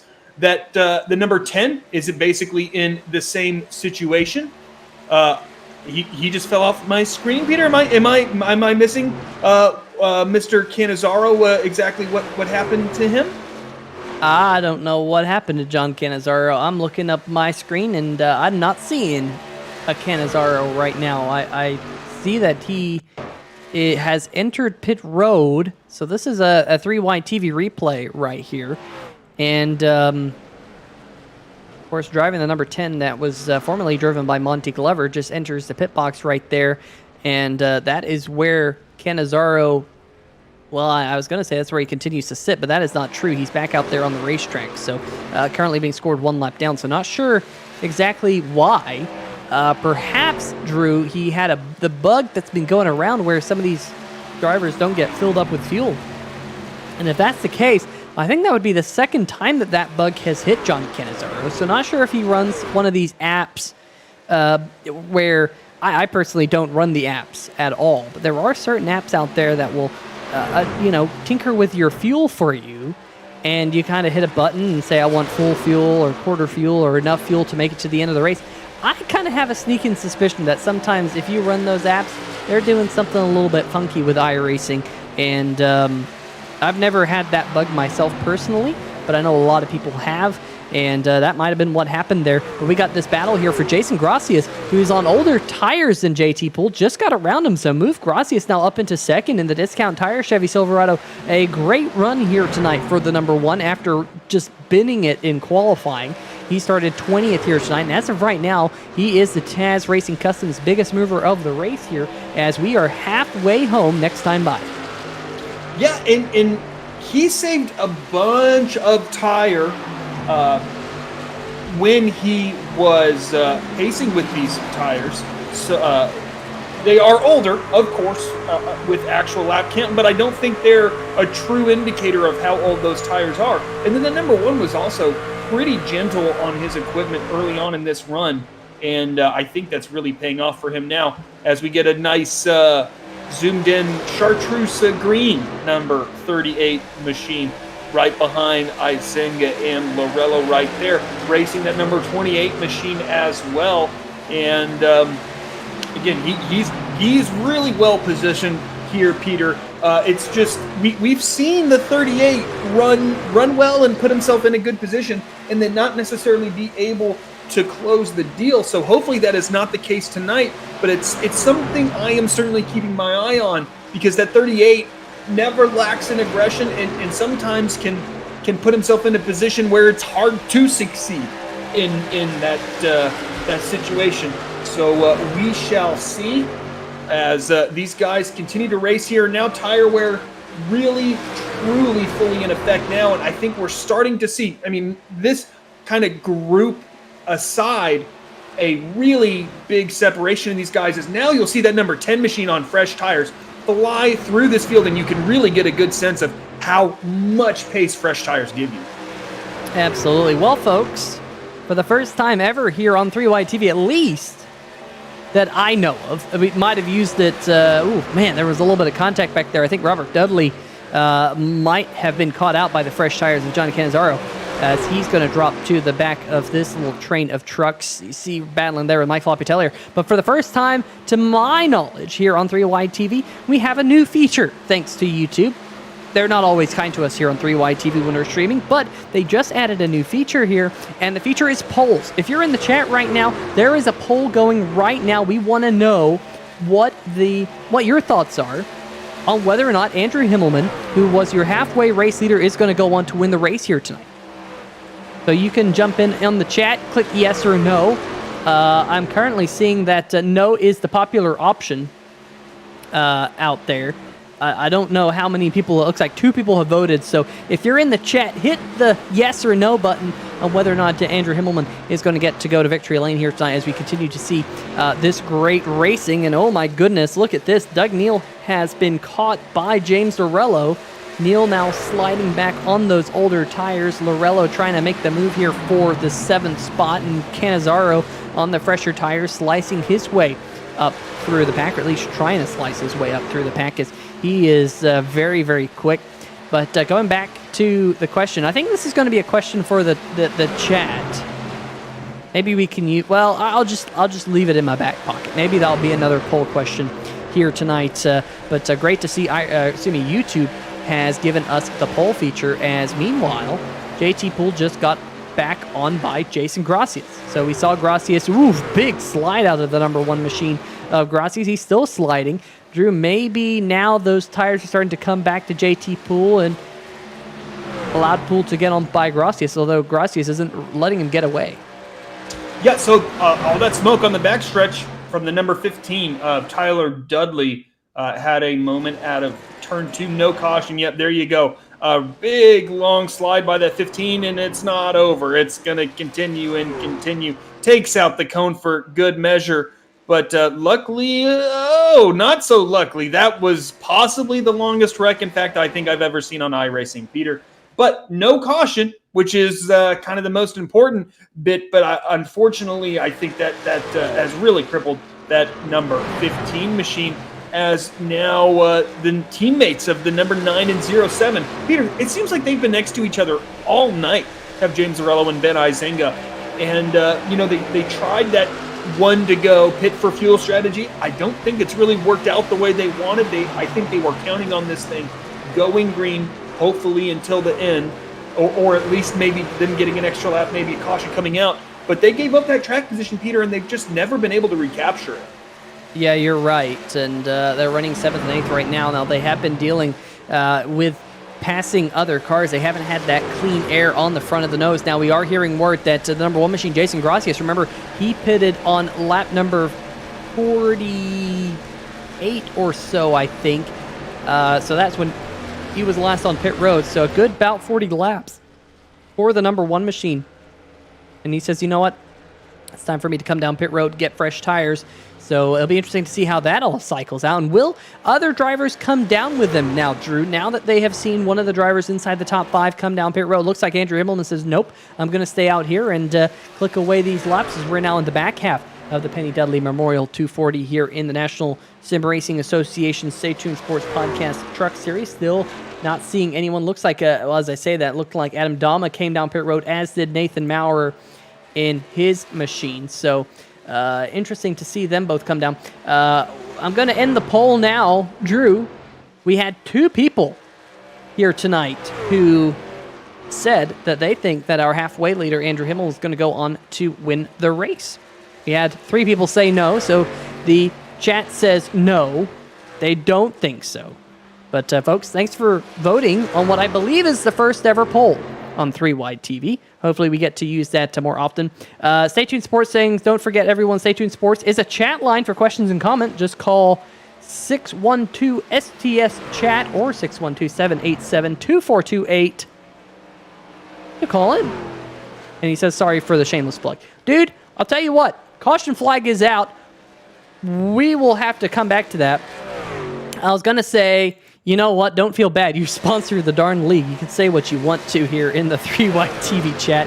That's the power you get. Now, we're watching Jordan Scheffler here, also hearing Ben Mashburn might have been involved in an accident. Oh, this was right in front of Jason Gracias on the fresh tires, and Scheffler goes up into the wall, and that is the worst thing in the world. If you are a fan of Ben Mashburn, the 24 machine looks like he got wrecked as well. But if you're a Jason Gracias fan, that is just terrible, terrible luck. Wrong place, wrong time.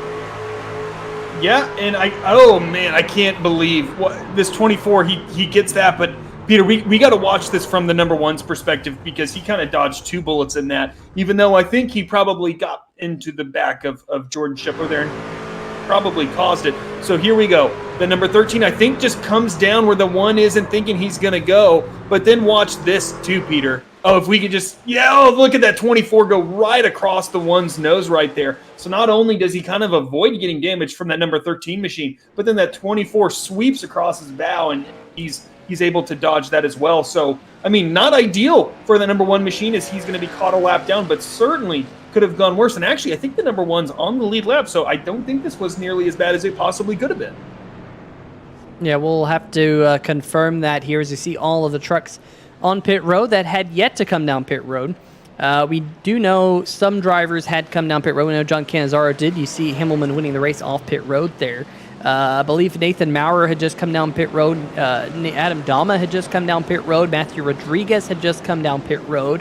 As had, I believe, Ben Mashburn. So all of those drivers kind of having some rotten luck out there. It looks like Himmelman will win the race off pit road. JT Poole in second, then Mitchell Adams in third. Tristan Maher, James Lorello, fourth and fifth off of pit road. And up at the front of this group, you have some trucks who will be taking the waiver round. There you see a little bit of right front damage on the number 1 machine of Jason Gracias, which, that was just a shame right there. Jordan Scheffler getting a little bit loose in the number 13 machine. Maybe Gracias could have checked up a little bit, but sometimes those things are just really hard to call, Drew, when you're a driver, and whether or not you lift, whether or not you don't lift, you're in the moment. It's really fractions of a second sometimes that is the difference between making that contact and not making the contact. And I'm sure Jason Gracias didn't want to make contact, because now his entire strategy is ruined, I can tell you that much.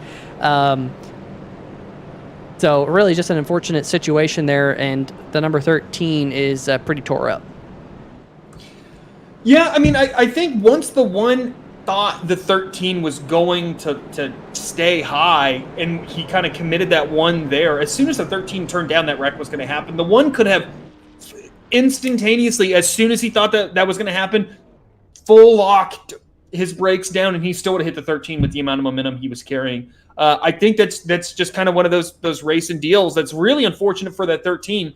He probably wasn't necessarily thinking the 1 was going to try to take that, but Peter, when you're 2 seconds a lap quicker than the guys that you're around, you just and you fly up on them, you just kind of assume that they're going to see you. And I know certainly in VR, kind of counterintuitively, it can be harder to see that car coming up from behind you because there's so much more stuff that you're looking at versus if you're on a monitor.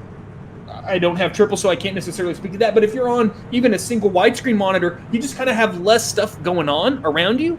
So you can see like your mirror and stuff like that a little bit more clearly. So maybe that's what happened. I'm not sure if the 13's running VR or not, but just certainly unfortunate for Jordan Scheffler right there is the number 14 machine of Jeff Price. Once again, those three drivers, Peter, running nose to tail, nose to tail. Yeah, that's what I was highlighting here. Kind of crazy that, again, our three drivers that we've been watching, Matt Cherry, Jamar Dumas, and Jeff Price, they're running 7th, 8th, and 9th right now. All in a line. They can't get away from each other. And we're going to have to probably do, oh, man, almost wadded up there in that number 38 truck. Having to do a little bit of evasive maneuvering here under the caution flag. But we're going to have to get our calculators out and figure out how everything works out. But right now, I believe advantage is to the Matt Cherry in the number 38 machine. We'll see whether or not that holds true throughout the remainder of the night as we close in now on 65 laps to go when the green flag drops here at Charlotte Motor Speedway. That is just under 100 miles left in store for us all here tonight in the Penny Dudley Memorial 240. We'll bring up that graphic one more time here. Of course, Penny Dudley recently passing away. There's a picture of Penny and her quote, "All I can say is sometimes I wish I had what others had instead of ALS, but when I think maybe by me having ALS, I'm letting someone else have a break. God knows what he is doing with my life. I need to be more thankful." And, of course, Penny having ALS, and, of course, Robert Dudley, the number 48 machine, as well as the number 15 of Tyler Dudley. Both of those drivers having ALS Foundation on their hood here tonight at the Charlotte Motor Speedway. Meanwhile, we're back green flag. Andrew Himmelman is going to get away just a little bit in his number 8 Sim Shots machine, getting a great restart here. Here comes JT Poole, Mitchell Adams back behind them. Lorello, he's going to slide into 5th, but really your front 5 drivers, front kind of 7 or so, all getting single file. But as I say that, Lorello looking to the inside of Tristan Maher. Looks like they settled that battle out. But first side-by-side battle would be between Jamar Dumas and Jeff Price. Battle for 8th, and wiggle out of the number 14 machine. Oh, caution, caution, caution, Peter. So cautions breed cautions. That certainly is the case here tonight. And let's see exactly what happened. I believe the 48's going to be involved as well as the 13, just waiting to see exactly what happened here. And, the 20 or the 97 gets loose. It looked like the 48 got loose simultaneously, and this guy's kind of run into him. Of note, Doug Neal involved. I think he's safe, but that could change if Doug Neal has the amount of damage that it looked like he might have right here. Take one more slow motion look at it. You'll see that 97 in front of the 48 get loose, and then I think you're going to see the 48 get loose as well. And then when he corrects it, he gets into the 13.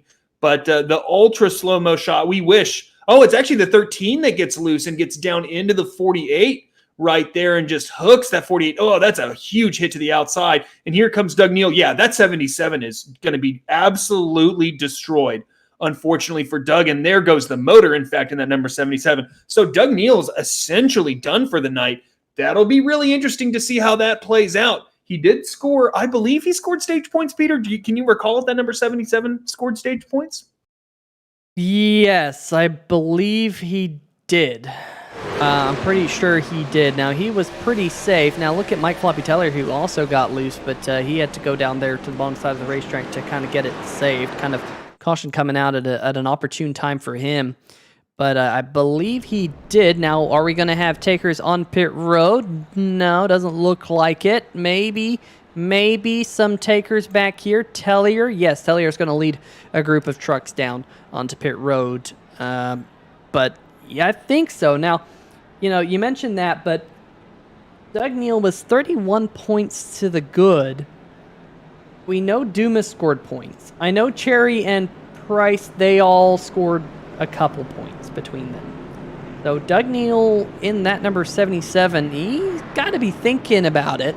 He definitely got to be thinking about it. He's currently scored in 19th, but we do have a couple of trucks still out there on the racetrack behind him. So I think would be maybe a 20th place finish for Neal.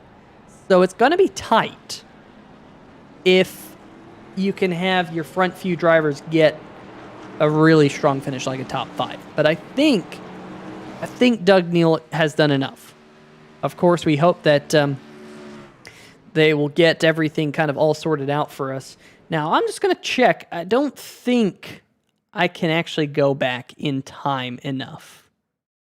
I don't think I can. No, I unfortunately cannot, as I don't do the replay spooling. I know some people do the replay spooling. For me, for whatever reason, it just doesn't work out very well.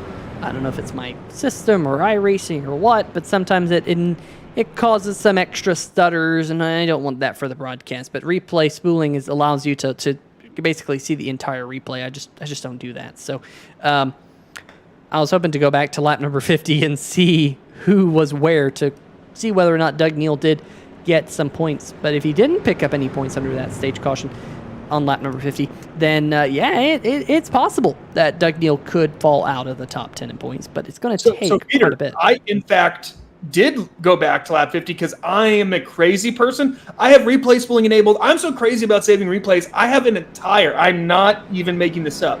It's in multiple parts, but I have an entire Daytona 24 saved in my replay section.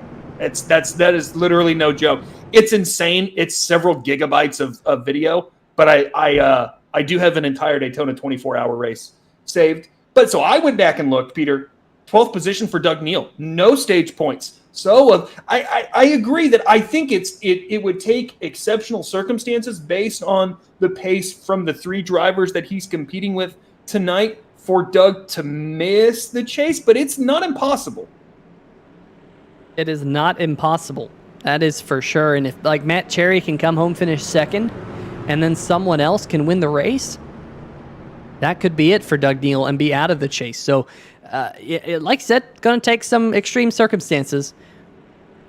But another storyline here to talk about at Charlotte Motor Speedway here tonight, and the cutoff race for the Stay Tuned Sports Podcast Truck Series playoffs here. Let's go check out the chat here tonight. Stay Tuned Sports saying you don't want me to do that. I think that is in regards to my statement that you can basically run the show if you want to. So you can say whatever you want to say in the chat. Now, I'll be honest with you. Like when you put up your phone number there, I actually had to approve it. So you can say stuff in the chat that I don't have to approve. So we do have filtering on here in the 3Y TV chat. That is a little bit of a secret. But so you can't exactly just run your mouth if you want to run your mouth. But feel free to say what you have to say. And of course, Stay Tuned Sports saying exactly. So, but thanks to everyone here tonight joining us here on 3Y TV. It is the Penny Dudley Memorial 240 here in the National Sim Racing Association Stay Tuned Sports Podcast Truck Series. Just under 60 laps to go. We've had a couple of caution flags here over the last 15 or so laps, kind of back-to-back cautions, breeding cautions, but we had some great green flag runs as well here tonight, Drew. We've kind of had a couple of green flag runs that have been broken up by just kind of a segment of back-to-back cautions, but hopefully when these drivers get racing here in just a moment, we will be able to go back to green flag racing and perhaps go green to the end of the race here. A 60-lap run would be a lot of fun. It sure would. And Peter, we had 31 trucks start the night. We are down to 19 trucks running. If that 13 is still out there, I believe. As you see, that's the entire field, folks. That's it. I don't even think the 13 is actually on track right now. So I think we're under 20 trucks left. Look, that's the field. That's the whole field right there. Not a whole lot of trucks left. We haven't had a ton of cautions, Peter, but when we've had them, they have been pretty destructive. But that number 8, a solid restart, but not the biggest lead we have seen. coming out of a restart. And I think Mitchell Adams has some momentum right here on the backstretch. Does he choose to use it? No, he doesn't. He stays in line behind that number 8, and this is a real challenge. As we go 3 wide, talk about challenges. That number 9 machine on the inside of Tristan Maher, this is not what that 17 wants to see. He wants to get up there and snatch a victory, but here comes the number 14 of Jeff Price, possibly making a move. Maybe Matt Cherry looking to make a move on Jeff Price, as all sorts of things are happening at about the 5th position on back. And now Tristan maybe going to try to make a move to the outside of Lorello, follow that number 07. It looks like he's going to do so. I imagine Matt Cherry will try to make a move there. He does as well on the outside of the 14.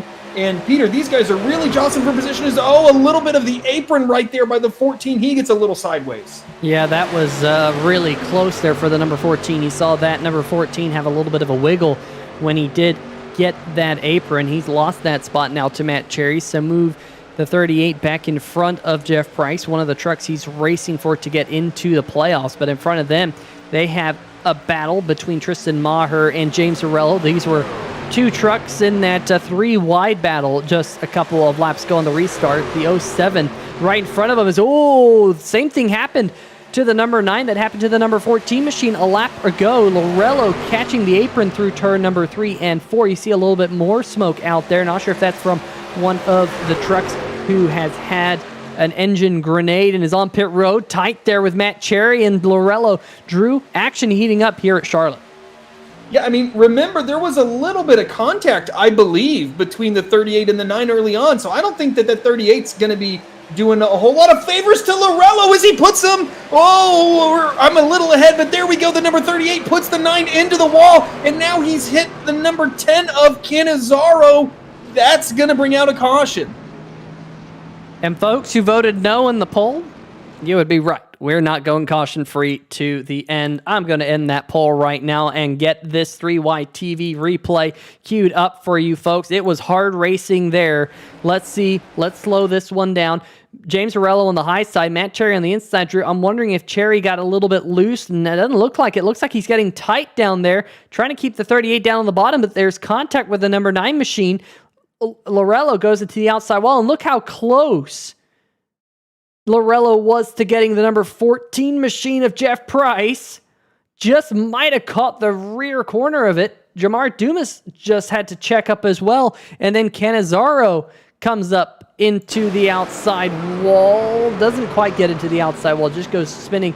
John Cannizzaro, all things considered, doing a stellar job of keeping that number 10 machine from getting any worse. Let's see if we can go on board here with John Cannizzaro. Look at Jeff Price even getting loose. There's that initial contact. Then Price goes all the way down to the basement, and then Cannizzaro gets turned up back across the racetrack.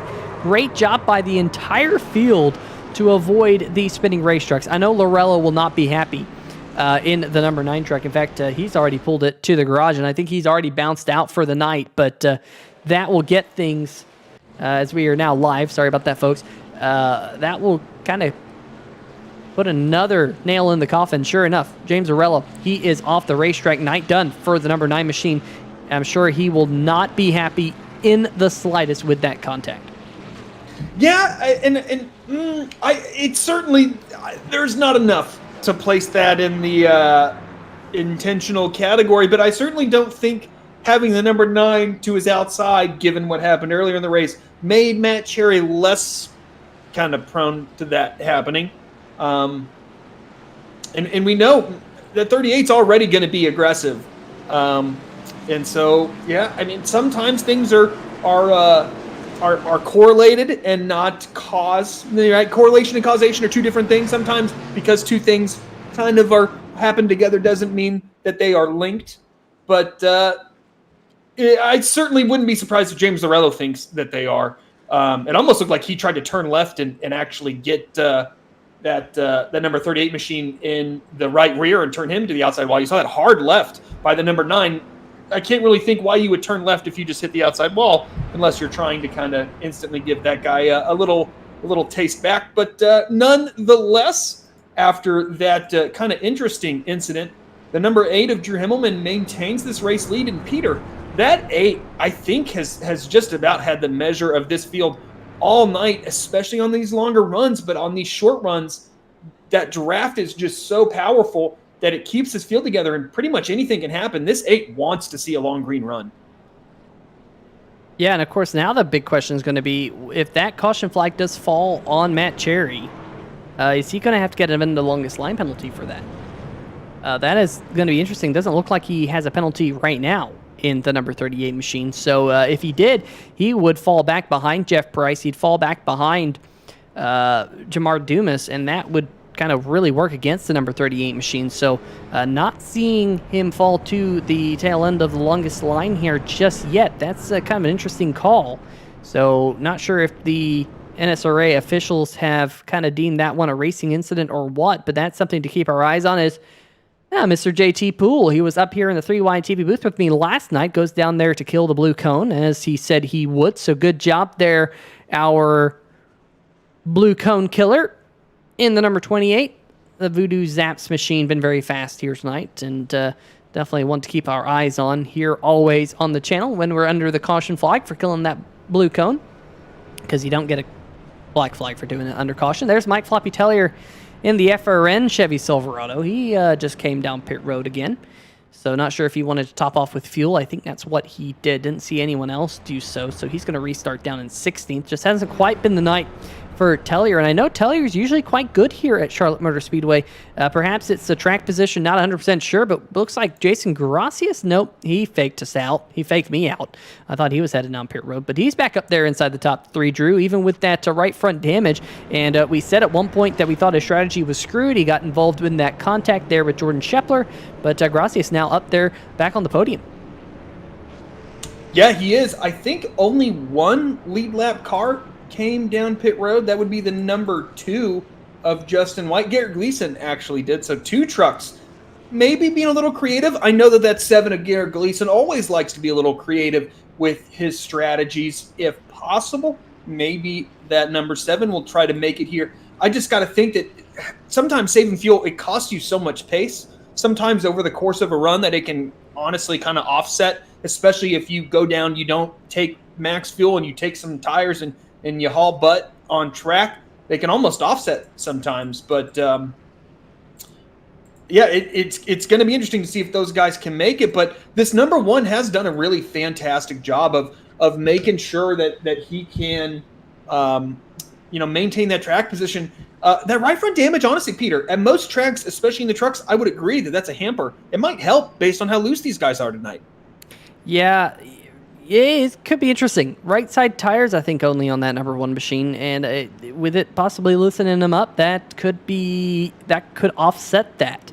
So I'm just looking at his pit stop time, only 11 seconds. So usually right side tires only will loosen up the car, or the truck in this instance. We'll see how that all works out. Matt Cherry did not get an end of the longest line penalty. That could cause things to be a little bit interesting next week for sure. But Andrew Hibbelman gets us back to the green flag here, and he will lead us off into turn number 1. You see all that smoke. I believe that is from a blown motor on pit road. So kind of ignore that, if you will, but good side-by-side racing right now for second between Mitchell Adams and Ben Izinga.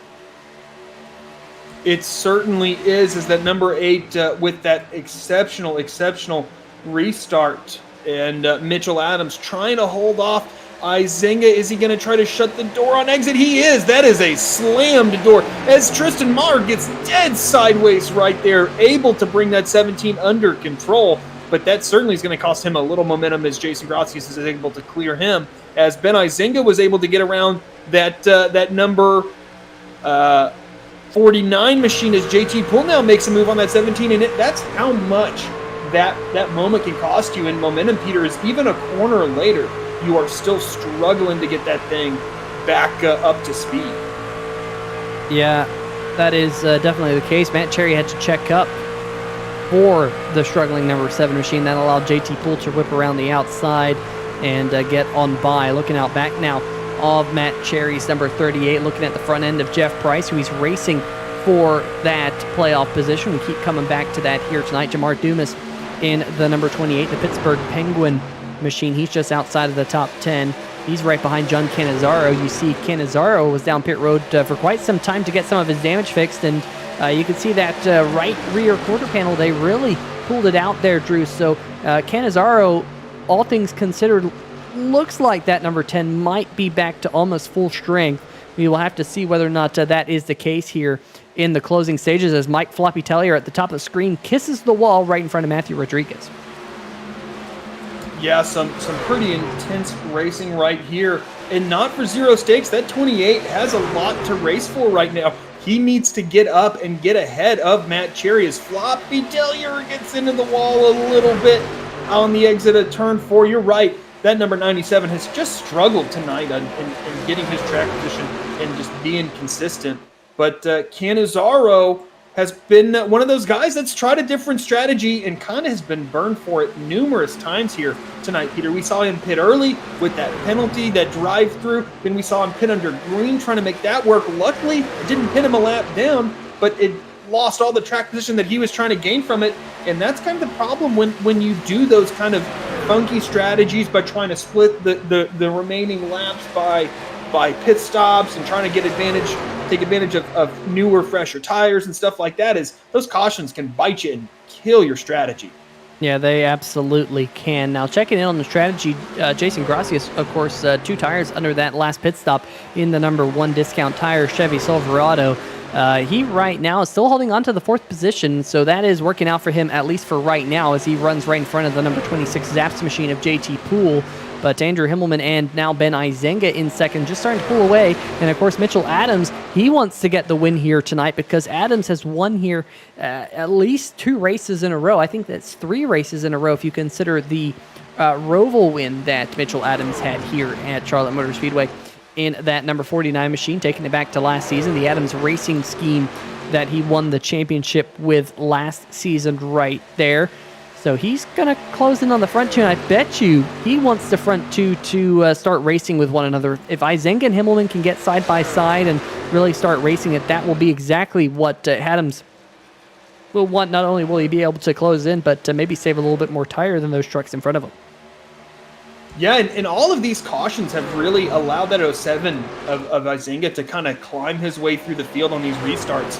I mean, we saw that 07 just struggled to get by as we had those a little bit longer green runs, but on these restarts, he has done a fantastic job of being able to grab 1 and 2 spots on every single restart and really make his way forward. As looking back, the number 75, of course, with that spectacular win last night, cartwheeling, barrel rolling across the finish line, battling that number 10 machine now of Cannizzaro, with Floppy Tellier and that 97 right behind them.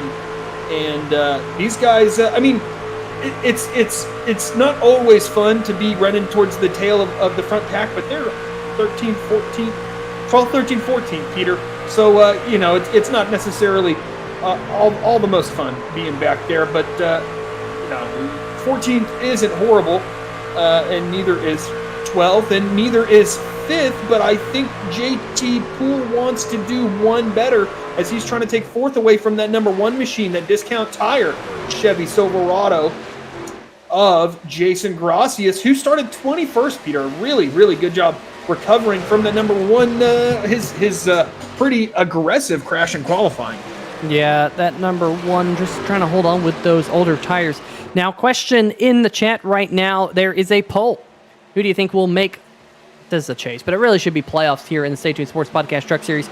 Of course, Matt Cherry, Jamar Dumas, and Jeff Price. Those are the 3 drivers who I probably could have added or someone else because technically someone else could work their way in as well. But Andrew Himmelman is leading the race. Ben Izenga in second, and Mitchell Adams is in third. It looked like that battle for the race lead had closed up just a little bit as Himmelman really hugging the apron there through turn number 1 and 2. Just kind of looking a little bit further back here, and ooh, this looks like a scrumptious battle right here. Ben Adams leading Nathan Maurer, John Cannizzaro, Matthew Rodriguez. I know we were just seeing Matthew Rodriguez battle with John Cannizzaro a little while ago. Cannizzaro had slid back a little bit in the number 10 machine. We'd kind of been saying that he was making a recovery after that contact with the number 9 of James Lorello a little while ago. But it seems like the number 10 of Cannizzaro has found some pace again and is trying to get by both Maurer and the number 5 of Ben Adams here coming out of the corner. But whoa, something's happened to Jason Gracias. Matt Cherry slipping on by. Tristan Maher also going to get on by. What happened to the number 1 machine? Yeah, I'm kind of going back in my replay and seeing if I can find out exactly what happened. I think it's going into turn 3 on lap 122. Peter is when I don't know if something happened. Maybe it's hard to see. So you're going to see the number 1 goes up high and is just really slow. I can't tell if he got super loose. Sometimes you can get really loose and you just can't really see it on camera. You just feel it in the truck. Maybe he had to get way out of the gas going on corner entry. I got to think maybe the 1 is saving fuel, Peter. That's the only thing I can think of as to all of a sudden why he slowed so much. It could be an interesting strategy. I know we did see some drivers come down to top off with fuel, but you see those other trucks going on by. We'll jump back live, and you can see he settled in behind Tristan Maher and right in front of Jamar Dumas. So that could be an interesting thing, whether or not some of these drivers are indeed saving fuel to make it to the end of the race. Now, Dumas is going to slide on by Gracias. He now is back to the 8th position. Of course, he did take 2 tires. Maybe that 2-tire strategy that he made under that caution flag a little while ago, maybe that's starting to go the opposite way for him, and things are just not working out. So we will have to see if he continues to slide down or whether or not he is saving fuel in that truck. So, and maybe Drew, maybe you can jump on board with him and see whether or not it seems like he is saving tires. Of course, this is a racetrack, not tires, but fuel. This is a racetrack that's very difficult to save fuel because you're in the throttle so much. The more you're in the throttle, folks, the harder it is to save fuel. Because if you're not using a lot of brake and you're just kind of letting it roll out, well, that's just about as much fuel as you can save. You're not using the brake. Now, if you're at a racetrack where you use a lot of brake, well, you can actually just use a little bit less brake, just kind of roll off the throttle a little bit earlier and just kind of naturally let the car slow down, use a little bit less brake, and by doing so, you're going to save fuel. But at racetracks like this, Drew, extremely difficult to save even a lap of fuel. Yeah, I really agree. Riding on board with the 1, I did do the homework that you assigned me, Professor Short, and I just don't. I didn't see anything to indicate the 1 was saving fuel. I thought maybe when he's off throttle, maybe clutching it in, maybe letting off a little early. Not. He's applying pressure, as a matter of fact, to the 28 of Jamar Dumas, and he's certainly not settled. So interesting. I just whoa as he gets right up under the bumper of that 28 right there. Maybe gets him a little loose. You can, folks, pack air under the rear bumpers of these machines and really start to upset them through aero maneuvers, essentially. And that's a nice move by Gracias if he can clear. Oh, he puts a little bit of a block on the 14. Yes, he does. Going down the back stretches. The 1 is just trying to clear that 28, who I think is struggling now a little bit, Peter, but that was a pretty mysterious lap for that number 1 as to why he was off pace.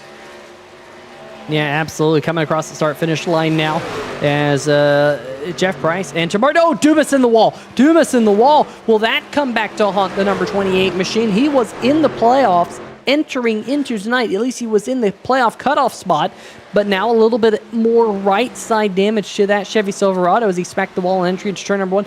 Again, a very easy thing to do, a very easy thing to misjudge. I've done it myself. I was leading a race in one of the other leagues that we broadcast here on 3Y TV a couple of years now ago, and unfortunately hit the wall on entry.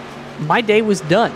So hopefully that isn't the case for Jamar Dumas, but you can see he's already fallen off the back of the number 14 of Jeff Price. Maybe he just kind of has to regroup, but we will see whether or not that affects him. As now Gracias in the wall coming out of turn number 2. Just kind of scraping it, kind of kissed it, didn't hit it as hard as Jamar Dumas. We'll see whether or not that affects the number 1 machine. But Jeff Price now, this is the best battle for position on the racetrack as Himmelman now up to about a half-second lead, just a little bit more than a half-second on Ben Izenga, who's just 0.2 of a second in front of Mitchell Adams, who in the number 49 machine is starting to reel in our second-place driver. So we'll jump to that here in a second. But this is still the best battle for position. But as I say that, Tristan Maher, he was battling with a lapper, I believe, up in front. But now Dumas fighting back. Man, Drew, Dumas and Price just not able to get away from one another here tonight. The one driver that has gotten away from that 3-car battle that we saw all night is that 38. He has scooted away. running in 5th position now by Tristan Maher not too many laps ago. So a nice, solid run from this 38 machine.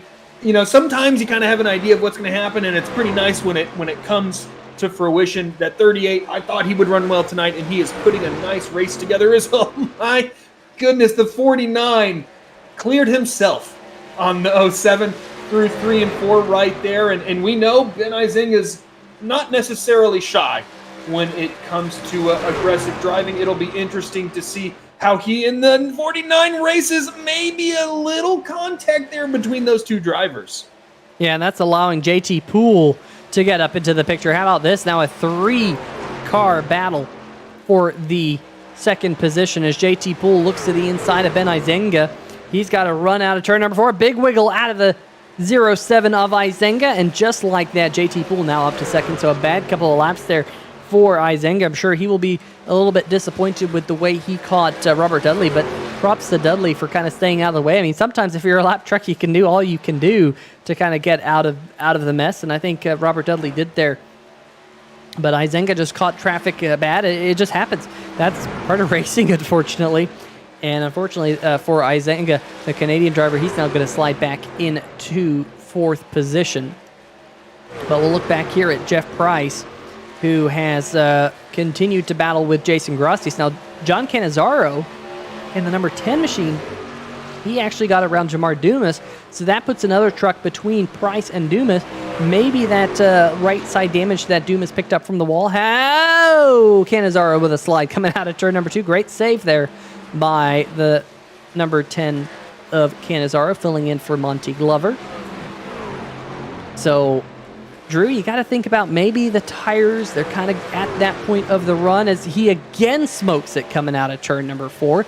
That these tires are kind of at that point. They're at that tipping point where you probably want to come down. You want to get the fresh tires, but we only have 24 laps to go. And if you continue to slide the tires like John Cannizzaro is doing, you're going to continue to heat those tires up. They're going to continue to lose grip. Now Jeff Price with a slide out of turn number 2. Looks like the racetrack's pretty slick right now.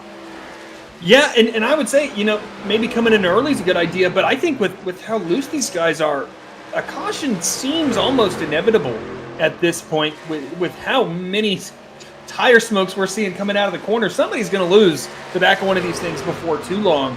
I know iRacing's done a really good job of improving the drivability of these things when they get dead sideways. I know, Peter, in iRacing's predecessor, the good old NASCAR Racing 2003 season, I know one Dale Earnhardt Jr. mentioned it on his podcast, how that was kind of the original kind of mass multiplayer stock car game. If you yawed those cars out by like 2 degrees, it was gone.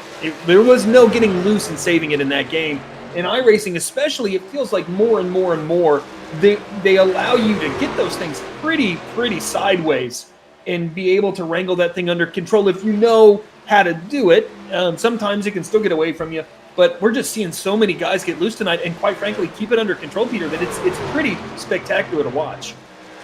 Yeah, as you see, still Gracias and Jeff Price not able to battle with one another. One thing I'm starting to notice, though, is Matt Cherry in his machine, he just lost a ton of time to Jeff Price.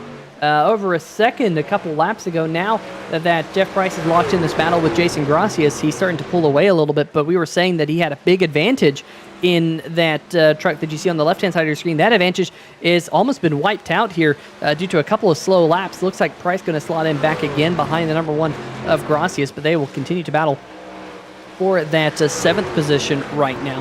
So interesting to kind of see how these tires are working out. I'm thinking, oh, Robert Dudley in the wall. I think that was Robert Dudley. That might have been Tyler Dudley. The Dudleys were racing together right there on the racetrack. The 15 of Tyler to the inside of Robert Dudley. They're running 18th and 20th out there on the racetrack. Robert is unfortunately, I think, 12 laps down. Tyler, another 16 laps behind Robert. So definitely not the night that the Dudleys wanted here in the Penny Dudley Memorial 240, but good look of their trucks right there.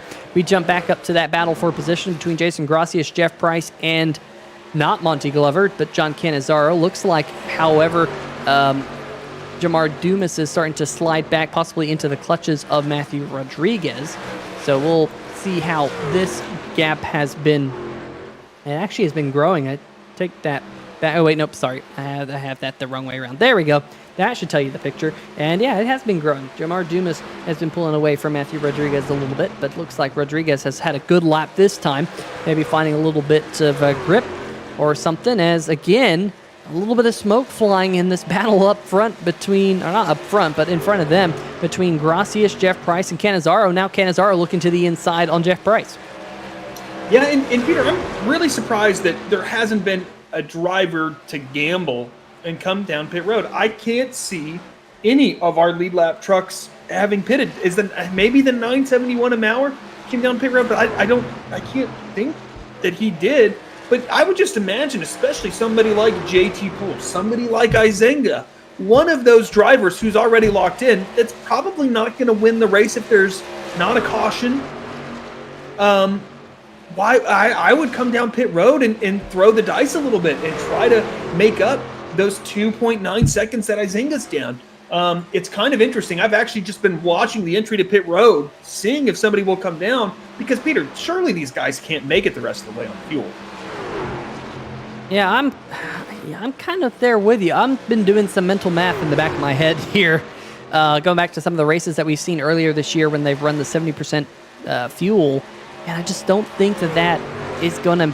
I don't think so. I don't think they can. I mean, they were last on pit road on lap number 107, so 54 laps to go. It's going to be close. It's going to be close. Now, if we get any Beer Street Journal last calls, they wouldn't be able to make it on fuel, but it'd probably all come down for tires anyway. So we will see. There's Andrew Himmelman in the number 8 SimShots machine. I'm sure he will be managing his fuel tank if he is aware of his situation. Continue to lap out there. Just 15 more laps to go. He did lead at the halfway mark. And for all you people who voted in the chat earlier, whether or not he would win the race because he was the halfway leader, things looking maybe like things going his way. But, you know, there is still a lot of storyline to be had here tonight, including who's going to walk away with that final position in the Stay Tuned Sports Podcast playoffs, as Matt Cherry has caught Tristan Maher. This is the battle for the 5th position right now on your screen, and looks like Matt Cherry is getting to the inside of Maher. And I'm wondering here, Drew, is Maher maybe thinking about saving fuel? Because remember, he was running some really good lap times, and now he's fallen back behind Matt Cherry. Maybe, just maybe, the number 17 says, you know what, I'm going to try and make it to the end of the race. Maybe we are finally starting to see these drivers play a little bit of fuel strategy. Yeah, it's just, you would have to slow down so much that I would imagine here at Charlotte, because these trucks are so momentum-based that you want to talk about guys that don't have a lot to lose and a ton to gain. That's 17. You know, if I were him, I would come down pit road. If I win this race, I'm making the playoffs. If I finish second, it doesn't matter. It's interesting that these guys aren't willing to take a little bit more risk, given kind of that you know, if you bet on red and it rolls black, you don't really lose much if you're the 17. But if you nail it, you hit the proverbial jackpot. Does the 14, good Lord, that is dead sideways out of 2, Peter. Yeah, that was really tight. Now, meanwhile, Jamar Dumas has gotten around this group of trucks. He's now back up to 8th position. He got past the number 1 of Gracias. He got past the number 10 of Cannizzaro, but he's now under fire from Matthew Rodriguez in the number 75 in his Toyota Tundra. So, you know, we once again have Jeff Price and Jamar Dumas in 7th and 8th. Matt Cherry is now in 5th, but these trucks just on the outside, or some of them on the outside looking in, because as of right now, with the stage points that Matt Cherry picked up on lap number 50, he bumped himself above Jamar Dumas and into the chase cutoff spot. I don't know, folks. It's going to be difficult to all sort out at the end of the night. And will we see some of these drivers run out of fuel? Just 11 laps ago as Andrew Himmelman flashes by the start-finish line to make it 10 now. To Jeff Price there holding on. There's now Matthew Rodriguez again looking to the inside of Jamar Dumas, unable to make that pass stick for right now. You can see there's a look of the racetrack. Cars really scattered all over this racetrack right now. as your race leader, the number 8 machine of Andrew Himmelman. He's coming to the start-finish line just about now. So Himmelman and now Mitchell Adams up there in second. Adams has got around, of course, Ben Izenga did so about 15 laps ago or so. We saw JT Poole also make the pass kind of on that same lap. Izenga has fallen back off the back of the number 26 machine, but still about almost 3 seconds in front of Matt Cherry. There's Cherry in his number 38 truck, now in front of Tristan Maher, and then there's that battle that continues to rage. This has kind of been the eye of the storm here, Drew, for probably, the last 15, 20 laps or so. Yeah, and Peter, we're under 10 to go, and we have yet to see a truck on pit road. The 13 is very slow on the apron. Now, I didn't think that would bring out a caution, but it did. And this is why guys didn't want to pit. Let me see exactly what happened to the 38, as a matter of fact. He either blew up or ran out of fuel. And I got to say, I don't think... Oh, he grenaded going into one. I don't think the league admins are going to be too happy about that. Peter, if that happens to me, I typically Alt F4 the game. Sometimes people get a little bit mad at that. But causing a caution and changing the dynamic of the race. This is certainly not what that number 8 wanted to see, I don't believe, because he was well and truly in control. And that 13, I think that caution could have been avoided, and it's unfortunate if you're Drew Himmelman. Yeah, can you say this race is going to go crazy? Yes. Definitely will. It is going to be a wild finish here tonight at Charlotte Motor Speedway here in the Penny Dudley Memorial 240. The question, of course, for the chat here is going to be whether or not we get a Beer Street Journal Last Call. Your Lucky Dog Award will go to Nathan Maurer, it does appear, so we'll keep our eyes on that happening. But everyone on pit road right now, Drew, it's the money stop here at Charlotte. It certainly is, and no pressure, Peter. Only the race that you've led the vast majority of the laps that have been completed. Just go in and don't screw up your pit stop. And a good, solid, conservative entry into his pit box by the number 8 machine. But that first pit box is a massive advantage. You don't have to accelerate to speed out of that box. 2 is a little bit of an advantage, but not nearly as advantageous as that 1 box. As boom, there we go. I'm interested to see. It looks like that 57 machine probably took 2 tires, Peter. I think that's the second 2-tire call that we've seen. Yeah, he has a lot of laps on his left side tires. That's going to be interesting to see how that works out for Matthew Rodriguez. But Himmelman can confirm he did win the race off pit road over JT Poole. Mitchell Adams in third, then Matthew Rodriguez on 4 tires, then Matt Cherry, who in the number 38 machine will be 5th off pit road. I think we're a little bit too early to have a green-white checker, a Beer Street Journal Last Call under this caution flag. But now the question is for the chat. We're using the poll options again. If you're in the chat, you can hit the poll and use it. We want to hear whether or not we will see a Beer Street Journal Last Call. Currently, 3 votes say no, 2 votes say yes, Drew. So the chat thinking we're going to go green to the end. That's going to be interesting to see whether or not that happens. That is for sure.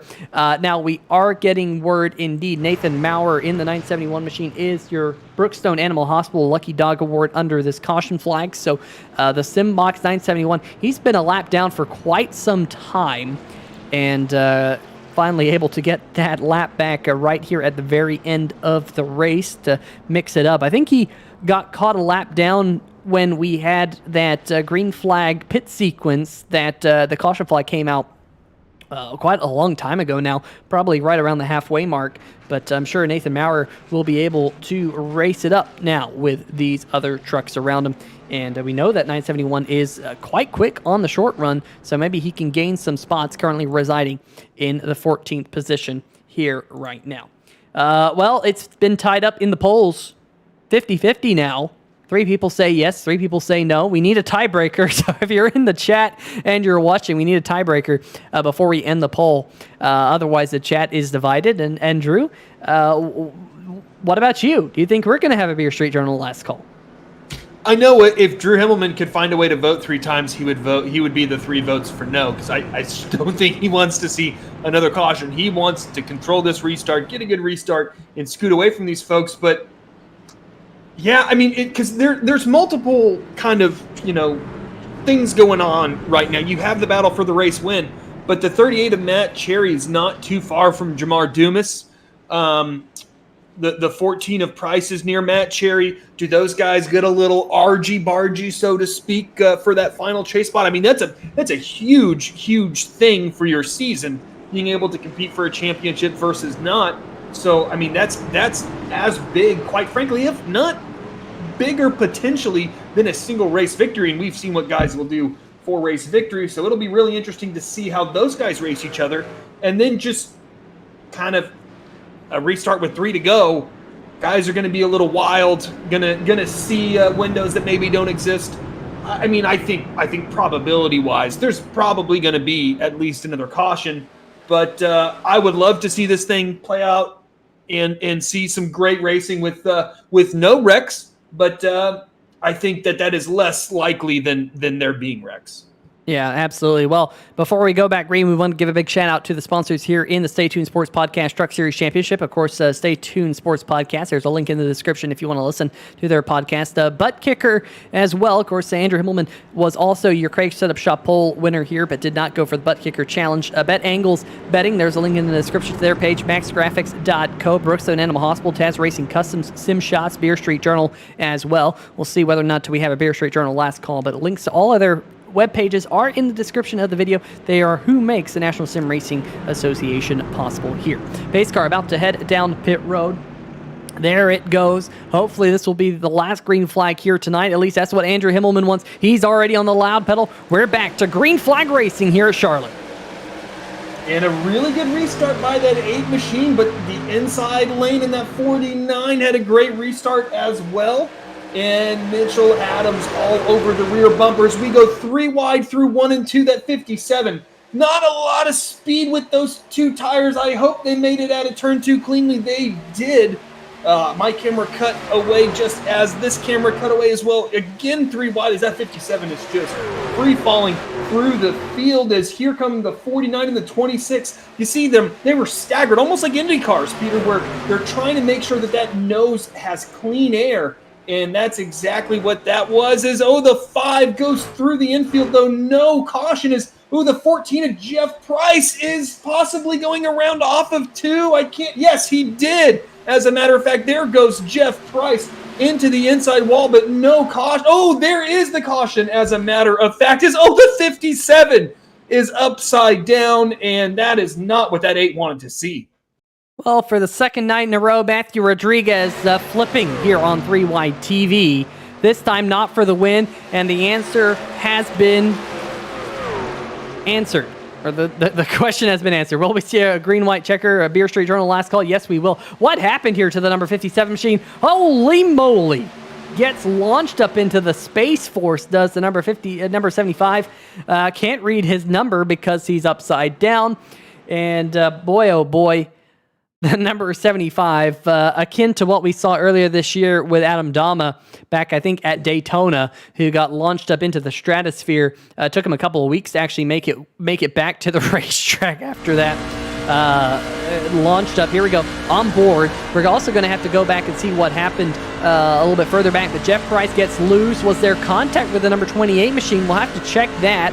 But, just contact there with the 2 of Justin White, and giving the old gyro cam a good old workout here on 3 Wide TV, just rolling. But let's go back.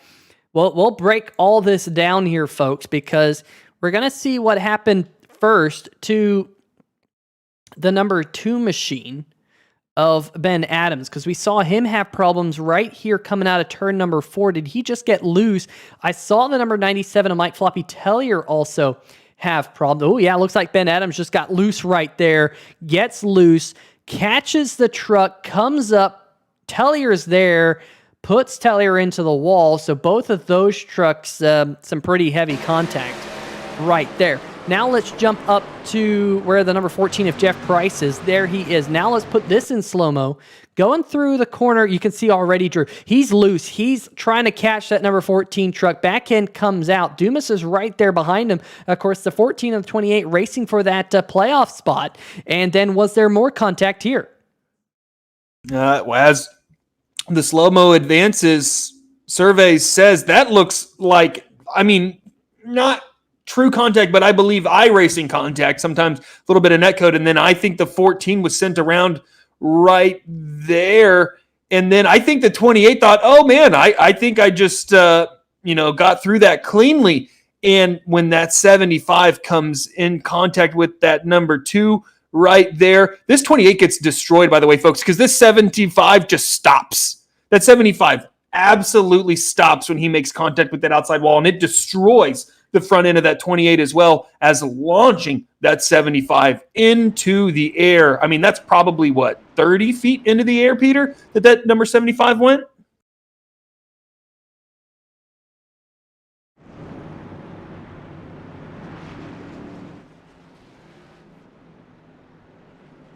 You got a copy, Pete? Yeah, sorry. Mike was muted, fiddling with buttons. But Beer Street Journal attempt number 1 at the Beer Street Journal last call. It was a 50-50 poll. Folks, I would have said yes. I didn't vote. I should have voted. I would have been the kicker, and the kicker would have been right. But, hey, it is what it is.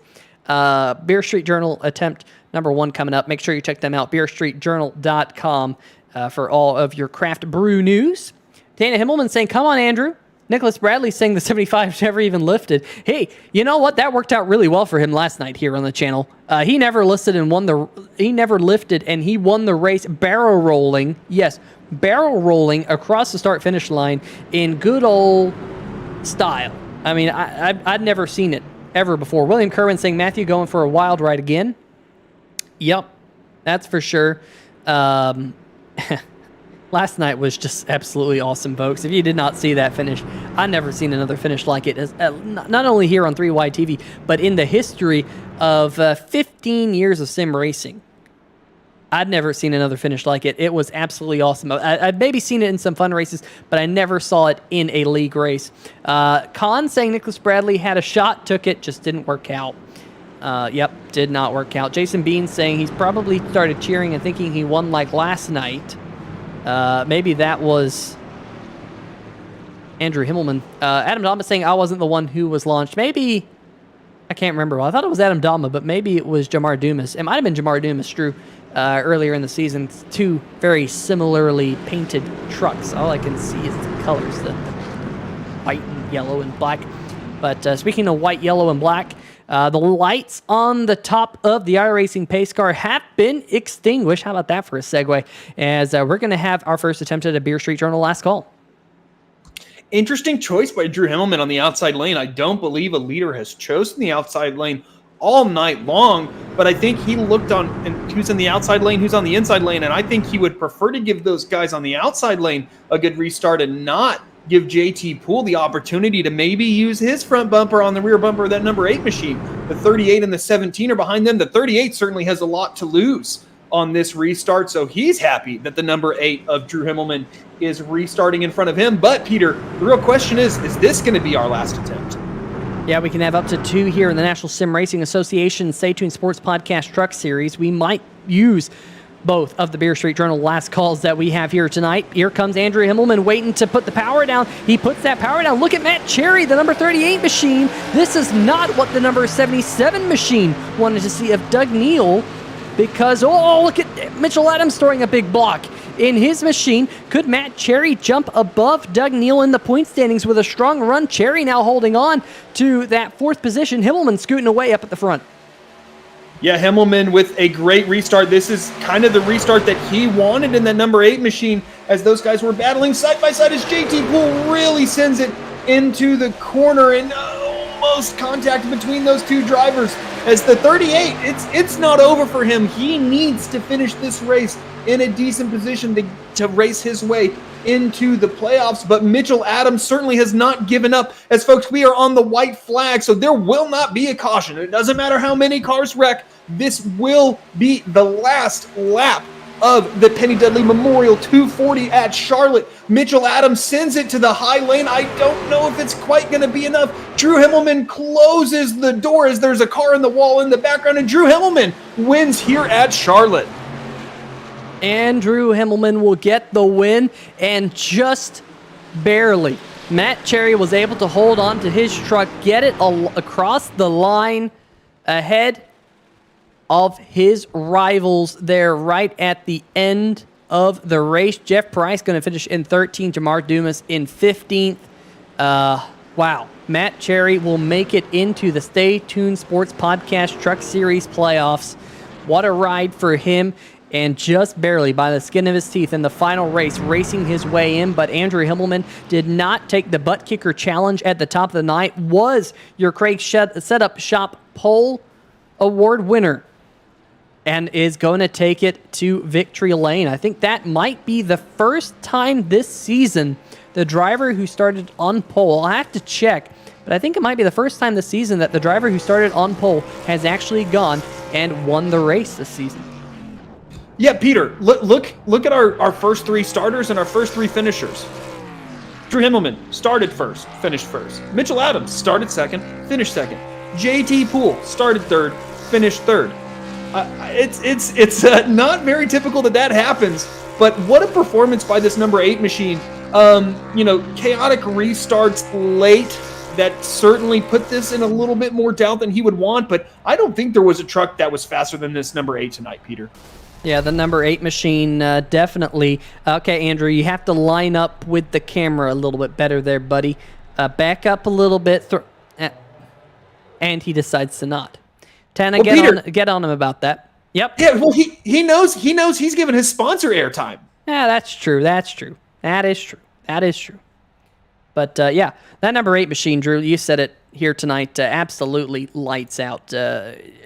Didn't seem like whether it was on the short run or the long run. Either one, that number 8 truck had it made for the field.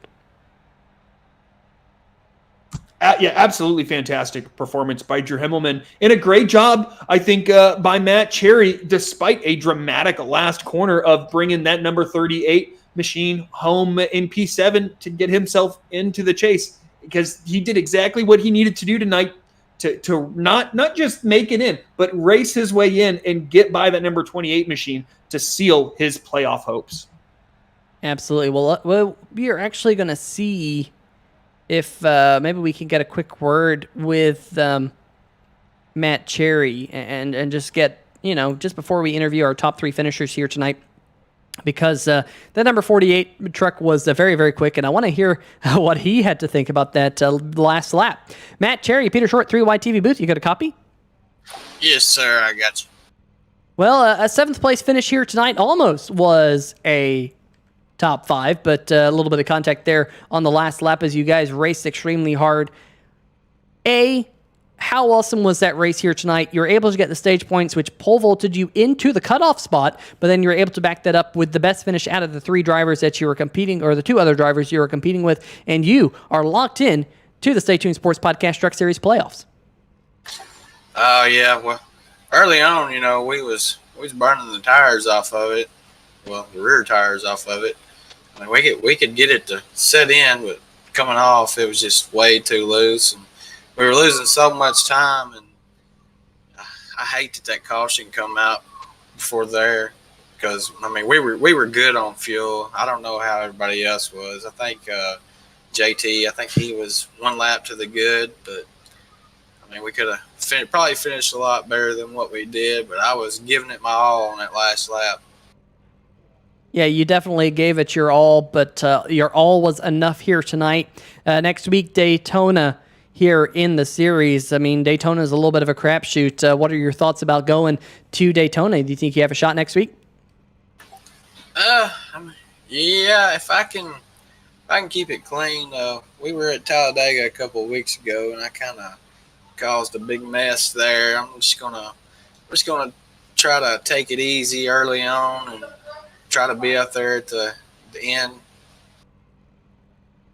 Well, you're definitely locked in. You have a shot. Of course, you have to get into the top 7 to make it into the round of 7. Then you have to make it into the top 4 to make it for the championship night. But definitely going to be a lot of fun. Great run here tonight, Matt, and we'll see you next week. All righty, I appreciate it. I'll see y'all next week. All right. Before we let you go, any shout-outs you'd like to give out? Yeah, I'd like to give a shout out to my painter over at RD Designs. I mean, he does really good work for me, and he's got my truck looking good out here. Hopefully, we'll have something different next week. All right. Will be exciting to see. Of course, playing for the title here in the playoffs. Best of luck there, Matt. Thank you. All right, let's see if we can now jump up to our top 3 finishers, and let's see if we can pick up our third place finisher tonight, driver of the number 26 machine. He was up here in the booth last night with us in 3 Wide TV. That will be JT Poole, Drew. JT, Drew Eisman up here in the 3 Wide TV booth. You got a copy. Sir. Well, JT, you started third, you finished third, but there was a whole lot that happened between those 2 third place starting and finishing positions. Give us a rundown from your perspective. Yeah, that whole first stage, I was just running as hard as I could to see how much I could lean on the right sides, and you couldn't lean much. I just was pushing really hard, and the entire race I just struggled a lot with the right front, and everyone else is somehow burning out the right rear. So yeah, just first stage felt pretty good. I think we got the stage one. I don't remember. I think Angie might have gotten it, but the rest of the run just felt about the same as the first stage. Just kind of, I wouldn't say tight, but just a little just the car that I wouldn't really I'm not really used to, and I'm not really that good at. So it was pretty fun. And then those last cautions really changed a lot, especially with that long fuel run we were trying to start the fuel on. So it changed a lot. I think we might have had a shot at the win if we were starting on the outside on that last restart, but still a good race, and we're in third right now, so that should help us in the points. Yeah, and being the last race before the playoffs, did you approach tonight any differently than you would any other race? I really would have just kind of like get stage points and a win, because the only thing that's going to help me in the playoffs is a win right now, and that's just that one extra point. But once I realized that Andrew was starting to kind of pull away at the end there, I was just kind of trying to sit there and hope for a caution and just restart on the inside. But I got that, and then we had a really good stop, and then we came out second, and that they just had an incredible launch, and we kind of got caught out there, and yeah, it was just a pretty good race. But other than winning, it doesn't really help you much in the playoffs. Yeah, and speaking of the playoffs, next week at Daytona, Kansas, Milwaukee, Nashville, Las Vegas, the 5 tracks in the playoffs. Are there any tracks that you're looking forward to, dreading? What's your thought? Yeah, all of them, they're great tracks. Daytona's going to be, that's going to be crazy. It's going to be so unpredictable. I think that's going to let a bunch of guys, they help them have another shot at advancing to the next round. I think it's going to shake up a lot of things. Kansas is always fun. Milwaukee's fun, in Nashville, and Vegas, the finale. I think that's just a great track to hold your finale at. So yeah, I'm looking forward to it, and hopefully in the round of 4, I'll be up here talking to you. Absolutely. I hope to hear from you as well. Before we let you go, is there anybody you'd like to give a shout out to? Yeah, MaxGrafix Racing, Chris Starling, Ben Mashburn, Matt Cherry, Doug Miller. He wasn't able to make it tonight, but he's still there at our hearts. The Dudley family, Penny Dudley, all those guys, the sponsors, Stay Tuned Sports, Zaps Potato Chips and Nuts, all the guys that put us on, you guys, all the sponsors, can't thank them enough for letting us come out here and race on these Fridays. Well, thanks for talking with us, JT, and congratulations on your third place. Yep, thank you. All right, that's going to do it for our third place interview here tonight. Let's see if we can bring up tonight's runner-up. Was trying to go, I think, for his 4th consecutive race win here at Charlotte Motor Speedway here in the National Sim Racing Association, but coming up just 1 spot short here tonight for a very, very quick number 8 machine of Andrew Himmelman. That will be, of course, Mitchell Adams. Mitchell, Peter Short, 3YTV booth. You got a copy? Yes, I do, Peter. Well, I'll tell you what, Mitchell, like I said, just coming up a little bit short here tonight, but all things considered, a really strong run for that number 49 machine. And, anything you think you could have done different with Andrew Himmelman there? Do you think JT Poole might have roughed you up just a little bit too much to possibly fight with the number 8 machine? No, I think the last restart, there's nothing else I could have done. I could have gotten the better jump on the start. He just nailed it, and I was just a little bit too far back. But no, I was basically flooring it all the way around. I ran by far, I think, my fastest lap there at the end. I think he did too. So it was a lot of fun. I thought we had something for him. There, he had it won there. I wasn't going to catch him there on the long run, but the cautions came out, and I think he had okay short run speed, but I felt like I just had a little more. But I mean, it was just a show. I hope that looked good in the booth, because I had a ton of fun doing that. Yeah, it was a really fun race here tonight. There was a lot of storylines, of course, it being the playoff cutoff race. Next week, we enter the playoffs, the round of 10. Daytona International Speedway is round number 1. That's a big one. What are your thoughts going into Daytona and the added pressure of the playoffs? You are the back-to-back reigning series champion. Yeah, I know now's when the championship defense pressure starts to really kick in, but I'm pretty sure I got the regular season championship, so I'm feeling good about that. And just Daytona went okay for us at the beginning of the season. I almost won, finished second, but it was kind of a rough race. So hoping I can get a clean race there next week. I know the NSRA and the super speedways, we've been really aggressive, and it's been exciting on Thursday night. So I'm hoping that it'll be a little more calm for me on Friday night, and we can put together a good result. Yeah, absolutely. It has been pretty wild on the Thursday nights here on 3Y TV in the GTR Simulator Super Speedway Series. But hey, Mitchell, before we let you go, any shout-outs you'd like to give out? Just first off to Andrew, it was a great race, and he's officially the streak killer at Charlotte. Couldn't go 5 for 5, so good run for him. And just all my Sim Shots Racing teammates, they all give me a ton of help and some practice for this week. Everybody in the league and you guys for broadcasting, and of course everyone that cheers on the 49. I almost forgot the sponsors. You can't forget the sponsors, Peter. Nope, I don't have my list with me, but I'm going to try and do it off memory. MaxGrafix, they've sponsored the car a lot this season and will be through the playoffs. So will Buttkicker and GTR Simulators, where you can use code GTR to get 10% off your order. And that's all I got for you. Well, there you go, folks. That is tonight's runner-up. Mitchell Adams, giving a lot of credit to his teammates, as always, here on the channel. Mitchell, best of luck in the Stay Tuned Sports Podcast Truck Series playoffs. Thank you. All right, that's going to do it with our second place interview here tonight. Let's see if we can bring in tonight's race winner in dominating fashion, leading 111 of 164 laps. Drew, it's Drew Himmelman with you in the booth. Once again, for the second time tonight, Drew Himmelman, it's Drew Eisman up in the 3Y TV booth. You got a copy? Yeah, man. Well, it's good to talk to you again. I think this is probably what you were hoping for. You started first, you finished first. Again, a whole lot of stuff happened in between. Give us a rundown. Yeah, the first run, JT got out there about a second lead, so I just wanted to get a feel for how things went. The long run we were really good. The long run been really good these past few weeks, and those last cautions I was kind of nervous because I wasn't the best short run track at all out there. But a ton of fun. I love Charlotte. It's just a ton of fun. It's one of my favorite tracks. It's after the two races, you don't close out after leading a lot of laps. It's that feeling right there of closing one out is super relieving. Yeah, and you mentioned closing it out. What was going through your head through those final restarts there towards the end of the race? Yeah, again, I knew I wasn't the best short run, but I knew I had more in the tank than what I was given.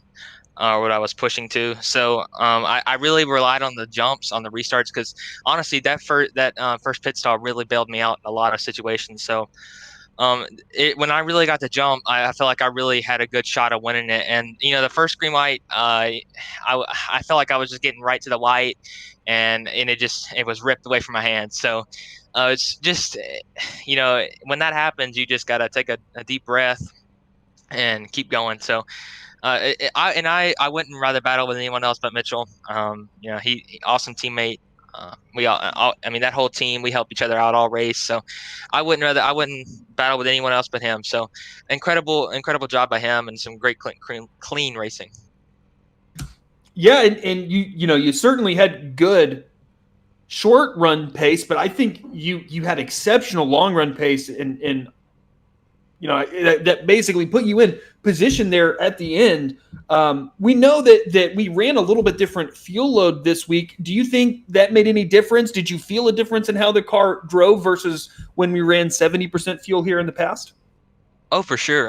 The car will get tighter on 70%, but 100% kind of played into my game. I do a lot of officials, and those officials, they do 100% fuel, and so I've kind of learned what to do, what not to do with that 100% fuel. So it kind of played into a game for me. I really felt good on the long runs. I was lifting early, letting it roll, and just I felt good about our long run pace. I ran a lot of laps of practice, really, really wanting to run this, really wanting to win this race.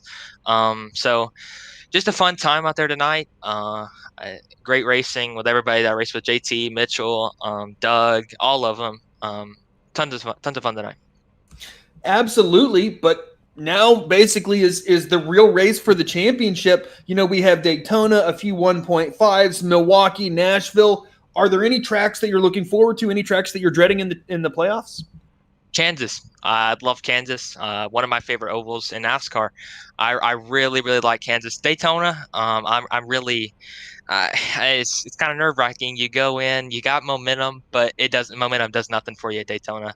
You can get wiped out on lap 2. You can get wiped out on the last lap. So, we're really looking forward to what's it called, Kansas. If we make it to the next round, Nashville Super Speedway is on our looks, and then Vegas. But you got to make the championship 4 first. You can't look ahead and skip over the round of 10 or round of 7. You got to make it first. So that's our focus right now. We'll run a lot of practice laps, and wherever we have to practice, we're dedicated to winning this championship, and that first seed really does help.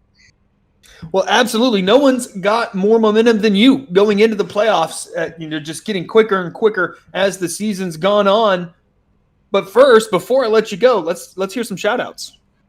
Yeah, my family for watching. My granddad I think he probably was watching the whole thing. I'm not sure, but GTR, the whole SimShots racing team. I cannot stress enough how helpful these guys are.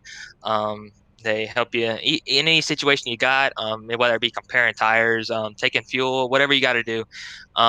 Especially me and Mitchell, we worked very well tonight, whether it be restarts, pushing down the backstretch, anything. That whole team, we've really hit our stride, and I'm just super thankful to have a great team like them.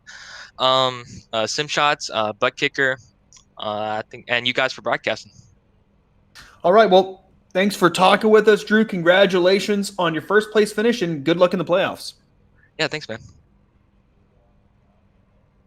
Well, that's going to do it for our post-race interviews here tonight. Andrew Himmelman getting the win here tonight at the Charlotte Motor Speedway with a dominating performance. Like I said, leading 111 laps here tonight, Drew. That is extremely, extremely impressive out of that driver for sure. Let's see if we can bring up those final race results for everyone back at home. Like I mentioned, Andrew Himmelman taking the win. Mitchell Adams going to come home in second here tonight. JT Poole in third. Ben Izenga coming home in fourth, the Canadian driver. John Cannizzaro in fifth. Jason Gracias, Matt Cherry punching his ticket into the Stay Tuned Sports Podcast playoffs. We can say that Doug Neal is definitely safe in his number 77 machine, so he will be in the playoffs as well. Nathan Maurer, Tristan Maher, 8th and 9th, and Ben Adams rounding out your top 10s after a pretty quiet night from the number 5 machine, Drew. Yeah, and that number 7 machine of Garrett Gleason brings home a solid 11th position. Justin White in that number 2 machine in 12th. Jeff Price in 14th. Thought he was going to have a shot making the playoffs, just unfortunately had a little bit of late race drama that I think prevented him from getting up there and mixing it up with Matt Cherry for that final spot. Mike Floppy Tellier tried some stuff early, didn't quite work out. That 97 will finish 14th. Jamar Dumas, our leader for that playoff spot, coming into tonight, finishes 15th, unfortunately out of the playoffs after tonight. Matthew Rodriguez in 16th, Jason Shue in 17th, Robert Dudley in 18th, then Tyler Dudley in 19th, Jordan Shepler in that 13 truck rounds out our top 20. Yeah, Doug Neal going to come home in 21st position here tonight. James Arello 22nd, Adam Dama 23rd, Ben Mashburn 24th in the number 24 truck, which is ironically, where the number 24 truck started the night in 24th position. Yep, 24 is Ben Mashburn's number all over here tonight. Colin Ullery finishing in 25th. Vincent Valvano 26th. Kyle Lewis 27th. Stephen Doziak 28th. 29th goes to Travis White. 30th to Chris Darling.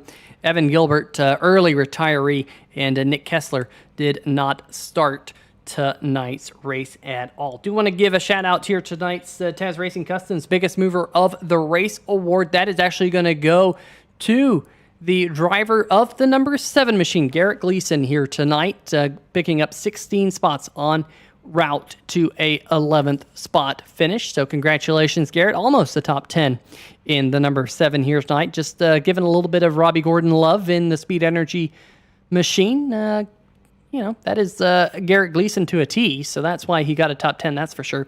But Taz Racing Customs, big supporter here of the National Sim Racing Association. If you need a custom diecast, go check them out. There's a link in the description to their Facebook page where you yourself can get a hold of a custom diecast of your iRacing car, or maybe a custom diecast of a real-life NASCAR that maybe one of the producers of diecast cards doesn't actually make. So they are your spot to go for that too here, Drew. But 5 racers left in the series. And I have to say, we got the playoffs in front of us, Daytona, Kansas. We got, of course, Las Vegas to end off the season. We got the very flat track at the Milwaukee Mile. Some really awesome racetracks coming up here in the near future. They're going to be a lot of fun. I'm really curious about Daytona, though, next week. It's kind of a crapshoot. Yeah, you kind of echoed what I was going to say, Peter. Folks, if you thought tonight was exciting, Daytona is a whole other monster. Milwaukee, Peter, you love that track. I love that track as well. That's going to be different, but a super, super fun watch to watch those drivers tackle. In my opinion, what is the most challenging oval that we will go to this season. Nashville, something that is kind of been revitalized lately. It's really cool to see them go there. And then Vegas is, it's Las Vegas, right? It should be just as exciting, if not more so, than what we saw tonight.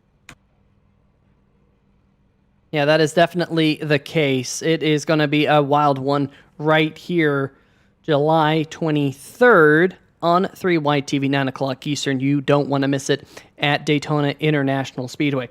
Well, folks, we're going to do things a little bit differently here this week. I'm going to say stay safe and all that good stuff, but we're going to leave you with the Penny Dudley picture and her quote here tonight on the channel, of course, with this race in memoriam of Penny Dudley. So, folks, a little bit of a moment of silence here, and we will let you all go. Stay safe. We'll see you next week.